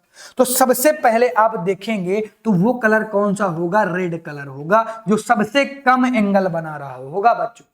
और सबसे ज्यादा एंगल कौन बना रहा होगा, वायलेट कलर होगा। इसीलिए क्यों, क्योंकि जो रेड है उसकी वेवलेंथ जो होती है वो ज्यादा होती है, इसीलिए वो सबसे कम एंगल बनाते हुए सबसे ऊपर आपको दिख जाएगा, सबसे ऊपर आपको ये रेड कलर दिख जाएगा, ठीक है ना। यानी विबग्योर में ये जो आर दिख रहा है ना, ये ऊपर की साइड में होगा, सबसे ऊपर की साइड में होगा, ये ऊपर से नीचे की तरफ का ऑर्डर है लिखा हुआ है, ठीक है ना। तो सबसे नीचे आपको वायलेट कलर दिख जाएगा, इसके बाद आपको ब्लू कलर दिख जाएगा। इसीलिए मैं कहता हूं कि जो ब्लू कलर है वो ज्यादा फैलता है, वेवलेंथ कम होती है, ज्यादा एंगल बनाता है, ज्यादा झुकाव को दिखाता है और वो पूरी जगह फैलता है। यानी जो हमें कलर जनरली दिखता है, यानी स्काई का कलर दिखता है, ब्लू कलर का दिखता है। रीजन है कि ब्लू लाइट आपकी ज्यादा रिफ्लेक्ट कर रही है, उसका रीजन भी है कि वेवलेंथ इसकी कम है। तो इस तरह से आपको याद रखना है कि किस तरह से डिस्पर्जन होता है एक प्रिज्म ग्लास के अंदर, किस तरह से वो 7 रंगों में डिवाइड होती हैं। इसकी जो वेवलेंथ होती है, लैम्डा वेवलेंथ होती है, वो ज्यादा होगी और यहां पर वेवलेंथ क्या होगी, कम हो जाएगी। यानी जैसे जैसे आप नीचे बढ़ेंगे तो वेवलेंथ आपको कम होती हुई बच्चों दिखेगी। बहुत ज्यादा ये इंपॉर्टेंट पॉइंट हो जाता है, ठीक है ना। ये बातें आपको बढ़िया तरीके से समझ में आई हो तो आइजैक न्यूटन का एक एक्सपेरिमेंट देखो। आइजैक न्यूटन ने क्या किया, एक प्रिज्म को सीधा रखा, एक प्रिज्म को उल्टा रख दिया।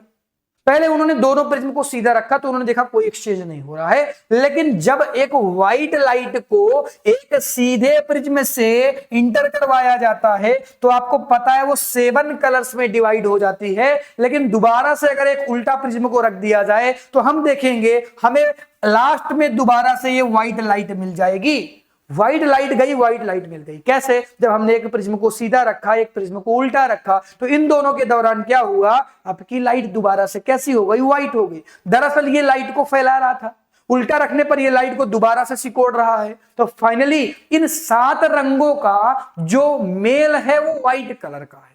तो यहां पर ये 7 रंगों में डिवाइड हुई थी और यहां पर ये 7 रंगों में दोबारा से मिल गई, तो इसको मैं व्हाइट लाइट बोल दूंगा। व्हाइट लाइट गई थी, व्हाइट लाइट मिल गई। आइजैक न्यूटन ने एक्सपेरिमेंट को किया था। बहुत ही आसान सा, बहुत ही प्यारा सा ये एक्सपेरिमेंट। आई होप ये चीजें आपको समझ में आ गई होंगी। अब मैं आपसे पूछूंगा कि भाई कैसे रेनबो बनता है। रेनबो फॉर्मेशन बहुत ज्यादा बोर्ड एग्जाम में पूछा गया, बच्चे परेशान हो जाते हैं। देखो होता क्या है, अभी अभी मैंने बताया कि प्रिज्म से व्हाइट लाइट जाएगी तो 7 कलर्स में डिवाइड होगी। जब बरसात हो रही हो या एटमॉस्फेयर में आपके वाटर के वेपर्स ज्यादा होते हैं, तो जब ये व्हाइट लाइट जो कि सन से आ रही है इन वाटर वेपर्स में पड़ती है या वाटर रेन ड्रॉप में पड़ती है। जब बरसात होती है तभी आपको देखने के लिए मिलता है, बारिश वगैरह होती है।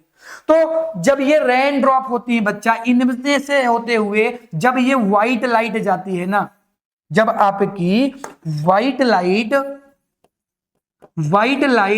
इस सनलाइट से होते, सनलाइट व्हाइट लाइट के फॉर्म में एक रेन ड्रॉप से जाती है, तो वो क्या करता है, ये जो रेन ड्रॉप है ये प्रिज्म की तरह बिहेव करता है और इनको 7 कलर में डिवाइड कर देता है और इस तरह से हमें रेनबो दिखता है। ये 7 कलर्स हमें दिखने लगते हैं एक बार में। मैंने क्या कहा कि जब आपकी रेनबो दिखेगा तो आपकी जो लाइट है ना वो स्कैटर्ड हो रही है, वो फैल रही है, स्कैटरेट हो रही है, स्कैटरेड हो रही है, फैल रही है वाटर ड्रॉप से। अरे किससे, वाटर ड्रॉप से, जो कि रेन ड्रॉप है।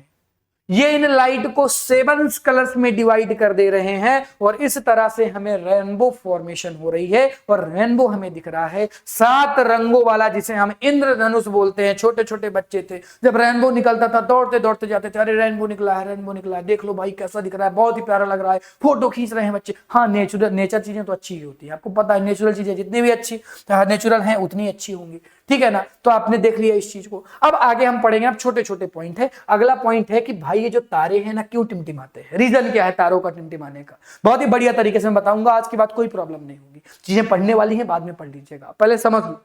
देखो तारों का टिमटिमाना एक रीजन है। रीजन ये है कि तारे क्या है, बहुत ही दूर है, बहुत दूर है, और जब तारों की लाइट हम पर पहुंचती है, इस बंदे पर ये तारों की लाइट जब पहुंचेगी तो आपको पता है पहले वो स्पेस से होते हुए हमारे एटमॉस्फेरिक वातावरण में आएगी। तो वहां पर आपके बहुत सारे पार्टिकल्स हैं, तो उन पार्टिकल्स को वो हिट करेगी तो लाइट की बेंडिंग होगी, यानी रिफ्रैक्शन होगा। तो लाइट जब बेंड होगी तो अलग अलग बेंडिंग को शो करेगी, तो कभी लाइट आंखों में पड़ेगी और कभी लाइट इसकी आंखों में नहीं पड़ेगी। तारा वहीं पर, तारा नहीं टिमटिमा रहा, स्टार टिमटिमा नहीं रहा, स्टार से लाइट तो लगातार आ रही है, लेकिन वो लाइट एक्चुअल में बार बार नहीं पहुंच पा रही है। तो उसी कारण से जब लाइट थोड़े समय के लिए ब्रेक हो जाती है पहुंचने के लिए, लाइट का एंगल बदल जाता है, तो आपको लाइट नहीं दिखती है। फिर एंगल जब सेम होता है तो लाइट दिख जाती है। यानी जब जब वो लाइट आपके एटमॉस्फेरिक में आएगी तो उसका एंगल बदल जाएगा, फिर बदल के आपको दिखेगा, फिर बदलेगा, फिर आपको दिखेगा। तो ऐसे लाइट हमेशा क्या होती रहेगी, टिमटिमाती रहेगी। मैंने क्या कहा कि ये किसके कारण होता है, due to refraction. Due to reflection क्यों, क्योंकि जब एटमॉस्फेरिक यानी कि अर्थ एटमॉस्फेयर में जब ये लाइट्स आती हैं तो इनका क्या हो जाता है, रिफ्रैक्शन हो जाता है, जिससे कभी लाइट आपकी आंखों में आएंगी और कभी ये आपकी आंखों में नहीं आएंगी। यानी ये हमेशा अपने रिजल्ट को चेंज करती रहेंगी। इस वजह से मुझे तारे टिमटिमाते हुए दिखेंगे। आई होप ये चीज आपको समझ में आ गई होगी। लेकिन क्वेश्चन ये है, अरे सर क्वेश्चन तो सुन लीजिए हमारा। क्वेश्चन ये है ना सर कि जो प्लैनेट हैं वो क्यों नहीं टिमटिमाते हैं। बच्चा मेरी बात समझना, देख यहां पर ये पर्सन खड़ा हुआ इस स्टार को देख रहा था, तो ये स्टार से कभी लाइट आ रही थी और कभी यही लाइट अपने एंगल को चेंज करके दूसरी जगह चली जा रही थी। तो जब ये लाइट आ रही थी तब ये इसको विजुअल था, और जब ये एंगल चेंज हो रहा था तब इसकी विजुअलिटी चली जा रही थी। ये एक स्टार के अंदर होगा। लेकिन वहीं पर जब मैं एक प्लेनेट की बात करता हूं, देखना समझना मेरी बात को, मैं एक प्लेनेट की बात करता हूं तो प्लेनेट से आने वाली लाइट जो होंगी वो लाइट ऑफ बीम के फॉर्म में आएंगी, यानी ढेर सारी लाइटें आएंगी। एंगल कितना भी चेंज हो जाए, देख मेरी बात को समझना, एंगल तुम कितना भी चेंज कर दो, यहां से कितना भी एंगल चेंज कर दो, लेकिन कुछ ना कुछ तो लाइट इस बंदे तक आएगी ही आएगी। अरे कुछ ना कुछ लाइट तो इस बंदे तक आएगी। मैं कह रहा हूं कि कुछ लाइट मान लो नहीं आई, मैं कहता हूं कुछ लाइट मान लो इतने पार्ट ऑफ लाइट इस तक नहीं पहुंच रही है, ये पार्ट ऑफ लाइट इस तक नहीं पहुंच रही, कुछ तो पहुंच रही है। तो कुछ तो लाइट की बीम्स आ रही है, तो कुछ ना कुछ लाइट इस पर्सन पर पड़ेंगी, यानी ये प्लेनेट को देख पाएगा। और प्लेनेट इसीलिए नहीं टिमटिमाते। बच्चे समझ नहीं पाते, कहते सब समझ में नहीं आया। अरे समझ में आया, अब तो आ गया, अब तो कमेंट कर दे, अब तो कमेंट और लाइक कर दो भैया। चलो ये चीज समझ में आ गई क्या। नेक्स्ट पॉइंट है जो आपकी स्कैटरिंग ऑफ लाइट है, वो कुछ उसके एग्जाम्पल दिए गए हैं। जैसे कि आप एक रूम के अंदर वाला एग्जाम्पल समझ रहे हैं, ये रूम के अंदर होता है, सभी बच्चों ने इसको देखा होगा। बच्चों ये रूम के अंदर होगा, और एक फॉरेस्ट के अंदर भी आपको एग्जाम्पल देखने के लिए मिलेगा। आपको फॉरेस्ट के अंदर भी एक एग्जाम्पल आपको दिखाया गया है।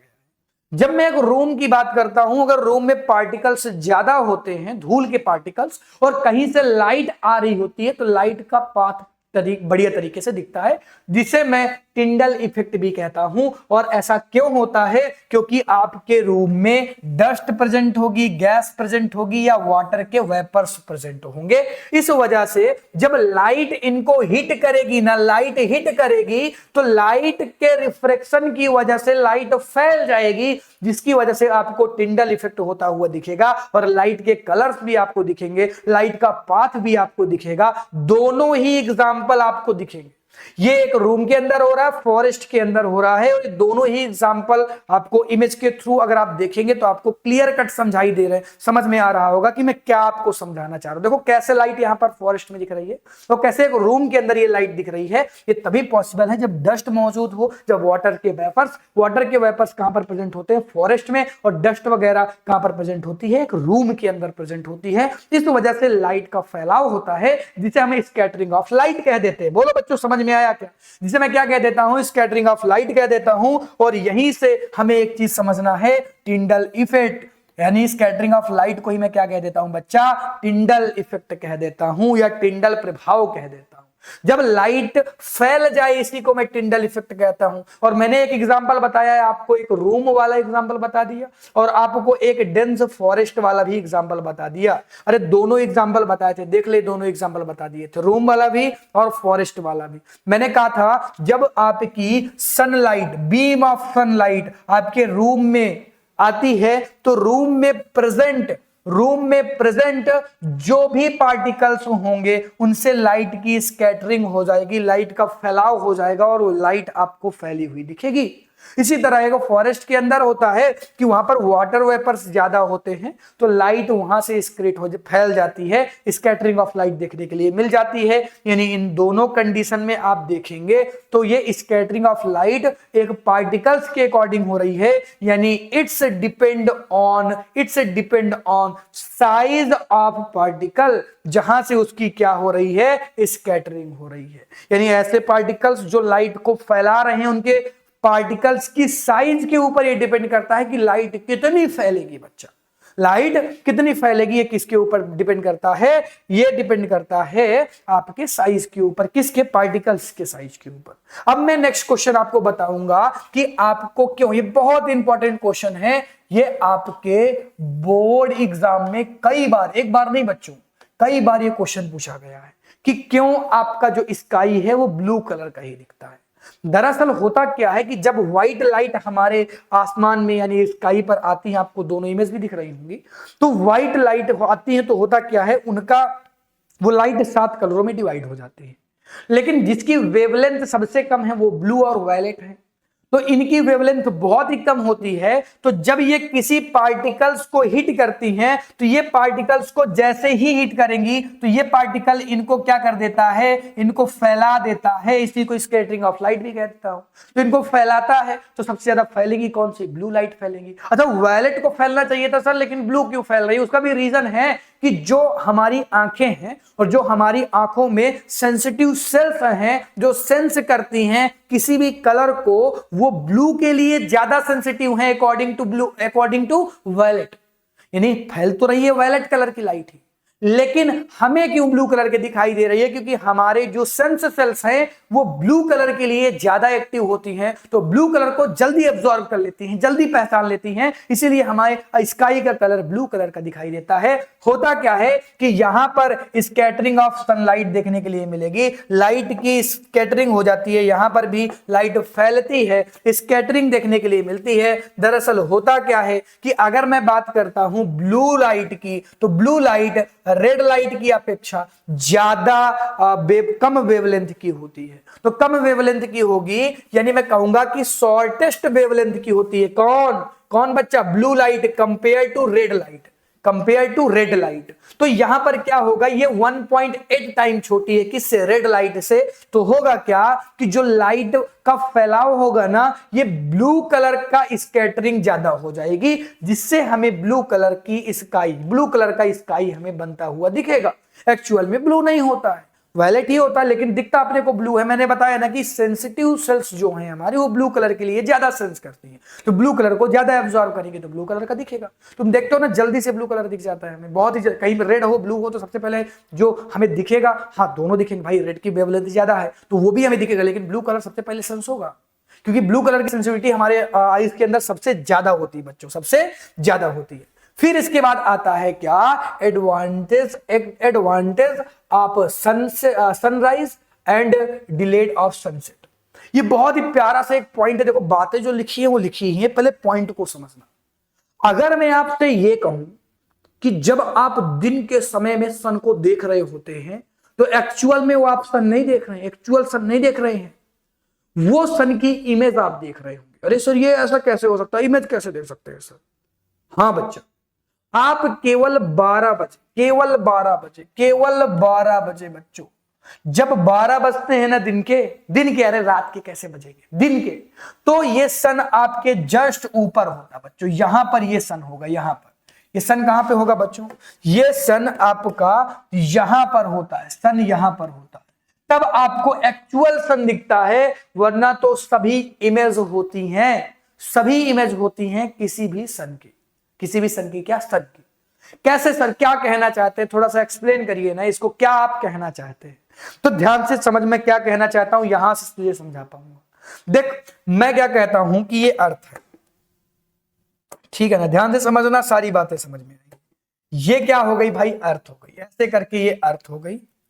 एक बंदा इस अर्थ में खड़ा हुआ है, कहां पर, यहां पर ये बंदा खड़ा हुआ है, ऐसे करके ये बंदा यहां पर खड़ा हुआ है। अब देख, अगर मैं एक हॉरिजॉन्टल लाइन खींच दूं ऐसे करके, ठीक है ना, ठीक है, ऐसे करके देख, ऐसे करके मैंने एक हॉरिजॉन्टल लाइन खींच दी ऐसे करके, तो देख, जब सनसेट होने वाला होगा तब भी आपका जो सन होगा ना, देखना ध्यान से समझना, सारी बातें मैं आपको एक्सप्लेन कर दूंगा, कहीं पर किसी बच्चे को दिक्कत नहीं होगी। जो सन होगा वो यहां पर होगा, ठीक है ना, इसके नीचे होगा, या मैं कह सकता हूं कि जो सन उगने वाला है तब भी यहीं पर है, और जो सन डूब गया है वो भी यही इसी लाइन के नीचे ही होगा। बोल, इसी लाइन के नीचे होगा कि नहीं होगा? लेकिन जब ये बंदा यहां पर खड़ा है ना, तो इसका रिफ्लेक्शन होता, क्योंकि इसकी लाइट कहां पर पड़ती है, इसकी लाइट पड़ेगी अर्थ पर, तो इस लाइट का रिफ्लेक्शन होगा, और रिफ्लेक्शन के थ्रू जब ये लाइट सन पर अपने अर्थ पर आएंगी तो इस बंदे को दिखेगा कि जो ये सन है ना, ये यहां पर है, ये सन कहां पर है, यहां पर, जो कि एक्चुअल में सन की क्या हो जाएगी, इमेज हो जाएगी बच्चों। एक्चुअल में सन तो डूब चुका है, या जब सनराइज होने वाला है तब भी ये जो लाइट है दोबारा से इसकी आंखों में इस तरह से पड़ेंगी, और इसको ये सन यानी इमेज फॉर्म में ये सन इसको यहां पर दिखेगा, जबकि एक्चुअल ये हॉरिजॉन्टल लाइन के नीचे है। तो इसी तरह से इस डायग्राम से समझने की कोशिश करना कि ये बंदा यहां पर खड़ा हुआ है, ये आपका सन है, और ये सन हॉरिजॉन्टल लाइन के नीचे है, यानी डूब चुका होगा, या तो उगने वाला होगा, सनसेट हो रहा होगा, सनराइज हो रहा होगा। तो इस दौरान एक्चुअल में जो इमेज जब आपकी अर्थ पर पड़ती है ना, तो इसको इमेज फॉर्म में ये सन यहां पर दिखता है, एक्चुअल में ये इमेज फॉर्म में सन यहां पर दिखेगा, क्योंकि इसकी इमेज बन रही है, इमेज बन रही है। आपको पता, रिफ्लेक्शन हो रहा, लाइट टेढ़ी हो जाती है, बेंड हो जाती है जब वो एटमॉस्फेयर में पहुंचती हैं, और इस वजह से ये सन आपको ऊपर की तरफ दिखेगा, जो एक्चुअल में है ही नहीं। वो इमेज होती है सन की भैया, क्या होती है, इमेज होती है सन की। अरे बोल, समझ में आया क्या? तो इस बात को भी मैंने एक्सप्लेन कर दिया है, कि मैंने आपको बताया है कि एक्चुअल में जो सनराइज हो रहा होता है वो क्या है, जो सन होता है, जब सनराइज हो रहा होता है तो जो सन होता है वो हॉरिजॉन्टल लाइन के नीचे होता है द मॉर्निंग टाइम में, ठीक है ना। तब भी होता क्या है, जो रेज हैं वो जब लाइट के फॉर्म में हम तक पहुंचती हैं सन की, तो हमारी आंखों को ऐसा लगता है कि जो रिफ्लेक्शन के कारण कि जो सन है ना वो उग चुका है।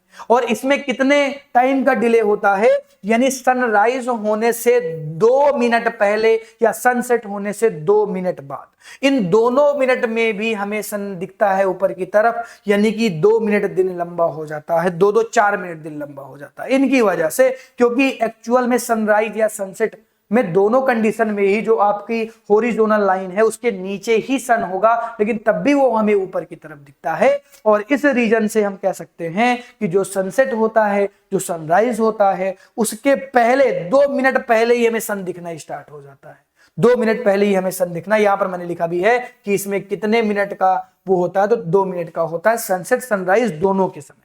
बोलो, इस समझ में आ गया क्या? इन दोनों को मैंने बढ़िया तरीके से लिखकर एक्सप्लेन भी कर दिया है। अब हम इंपॉर्टेंट क्वेश्चन की बात कर लेते हैं, वो क्वेश्चन जो मैंने कहा था कि मोस्ट इंपॉर्टेंट है आपके बोर्ड एग्जाम के लिए, उन क्वेश्चंस की बात कर लेते हैं। ये मोस्ट इंपॉर्टेंट क्वेश्चन है आपके बोर्ड एग्जाम के लिए। इन क्वेश्चन को अगर आपने एक बार प्रैक्टिस कर लिया ना, तो फिर आपको सोचना समझना नहीं है। ये सारे क्वेश्चन बहुत ज्यादा इंपॉर्टेंट हैं आपके बोर्ड एग्जाम के लिए बच्चा। तो इन क्वेश्चंस को अच्छी तरीके से स्क्रीनशॉट के फॉर्म में रख लें और इन क्वेश्चन की प्रैक्टिस कर लें। जो बच्चे इन क्वेश्चन की प्रैक्टिस करके जाएंगे, जो न्यूमेरिकल्स मैंने लगवाए हैं उनकी प्रैक्टिस करके जाएंगे, आप देखेंगे कि क्वेश्चन आपका इधर उधर नहीं होगा, सारे क्वेश्चन सॉल्व हो जाएंगे। और जितने क्वेश्चन आएंगे ना, वो इसी वन शॉट से आने वाले हैं बच्चों। तो इसीलिए ये वन शॉट बहुत इंपॉर्टेंट था। सभी बच्चे इस वन शॉट को अच्छी तरीके से देख लिए होंगे, उनको समझ में आया होगा। इसी के साथ आज के इस लेक्चर को खत्म करता हूं बच्चा। आज के इस लेक्चर को हमने बहुत ही बढ़िया पढ़ा। मैं आशीष पांडे आपको पूरा प्रयास करता हूं कि सारी चीजें बहुत ही बढ़िया तरीके से समझ में आए, आपको बढ़िया तरीके से एक्सप्लेन करूं। आपको बस एक काम करना है यार, चैनल को सब्सक्राइब कर लेना है, चैनल से जुड़ जाना है। It is very important. Channel से जुड़ेंगे नहीं तो बहुत सारी चीजें पहले से चैनल में पड़ी हुई हैं, लगातार आ रही हैं, तो उनके साथ आप जुड़ जाइए, उन चीजों को देखिए, अपने एग्जाम को और इजी बनाइए। इसके लिए हमेशा हमारा प्रयास रहा है। तो आज के लेक्चर को यहीं पर समाप्त करता हूं। मिलता हूं आपसे जल्द ही एक नए लेक्चर के साथ, एक नए वन शॉट के साथ, जो कि होगा इलेक्ट्रिसिटी का। सभी बच्चे वेट करेंगे और तब तक इस वन शॉट को बढ़िया तरीके से तैयार कर लेंगे। Thank you so much for watching. Tata, bye bye बच्चों, बाय।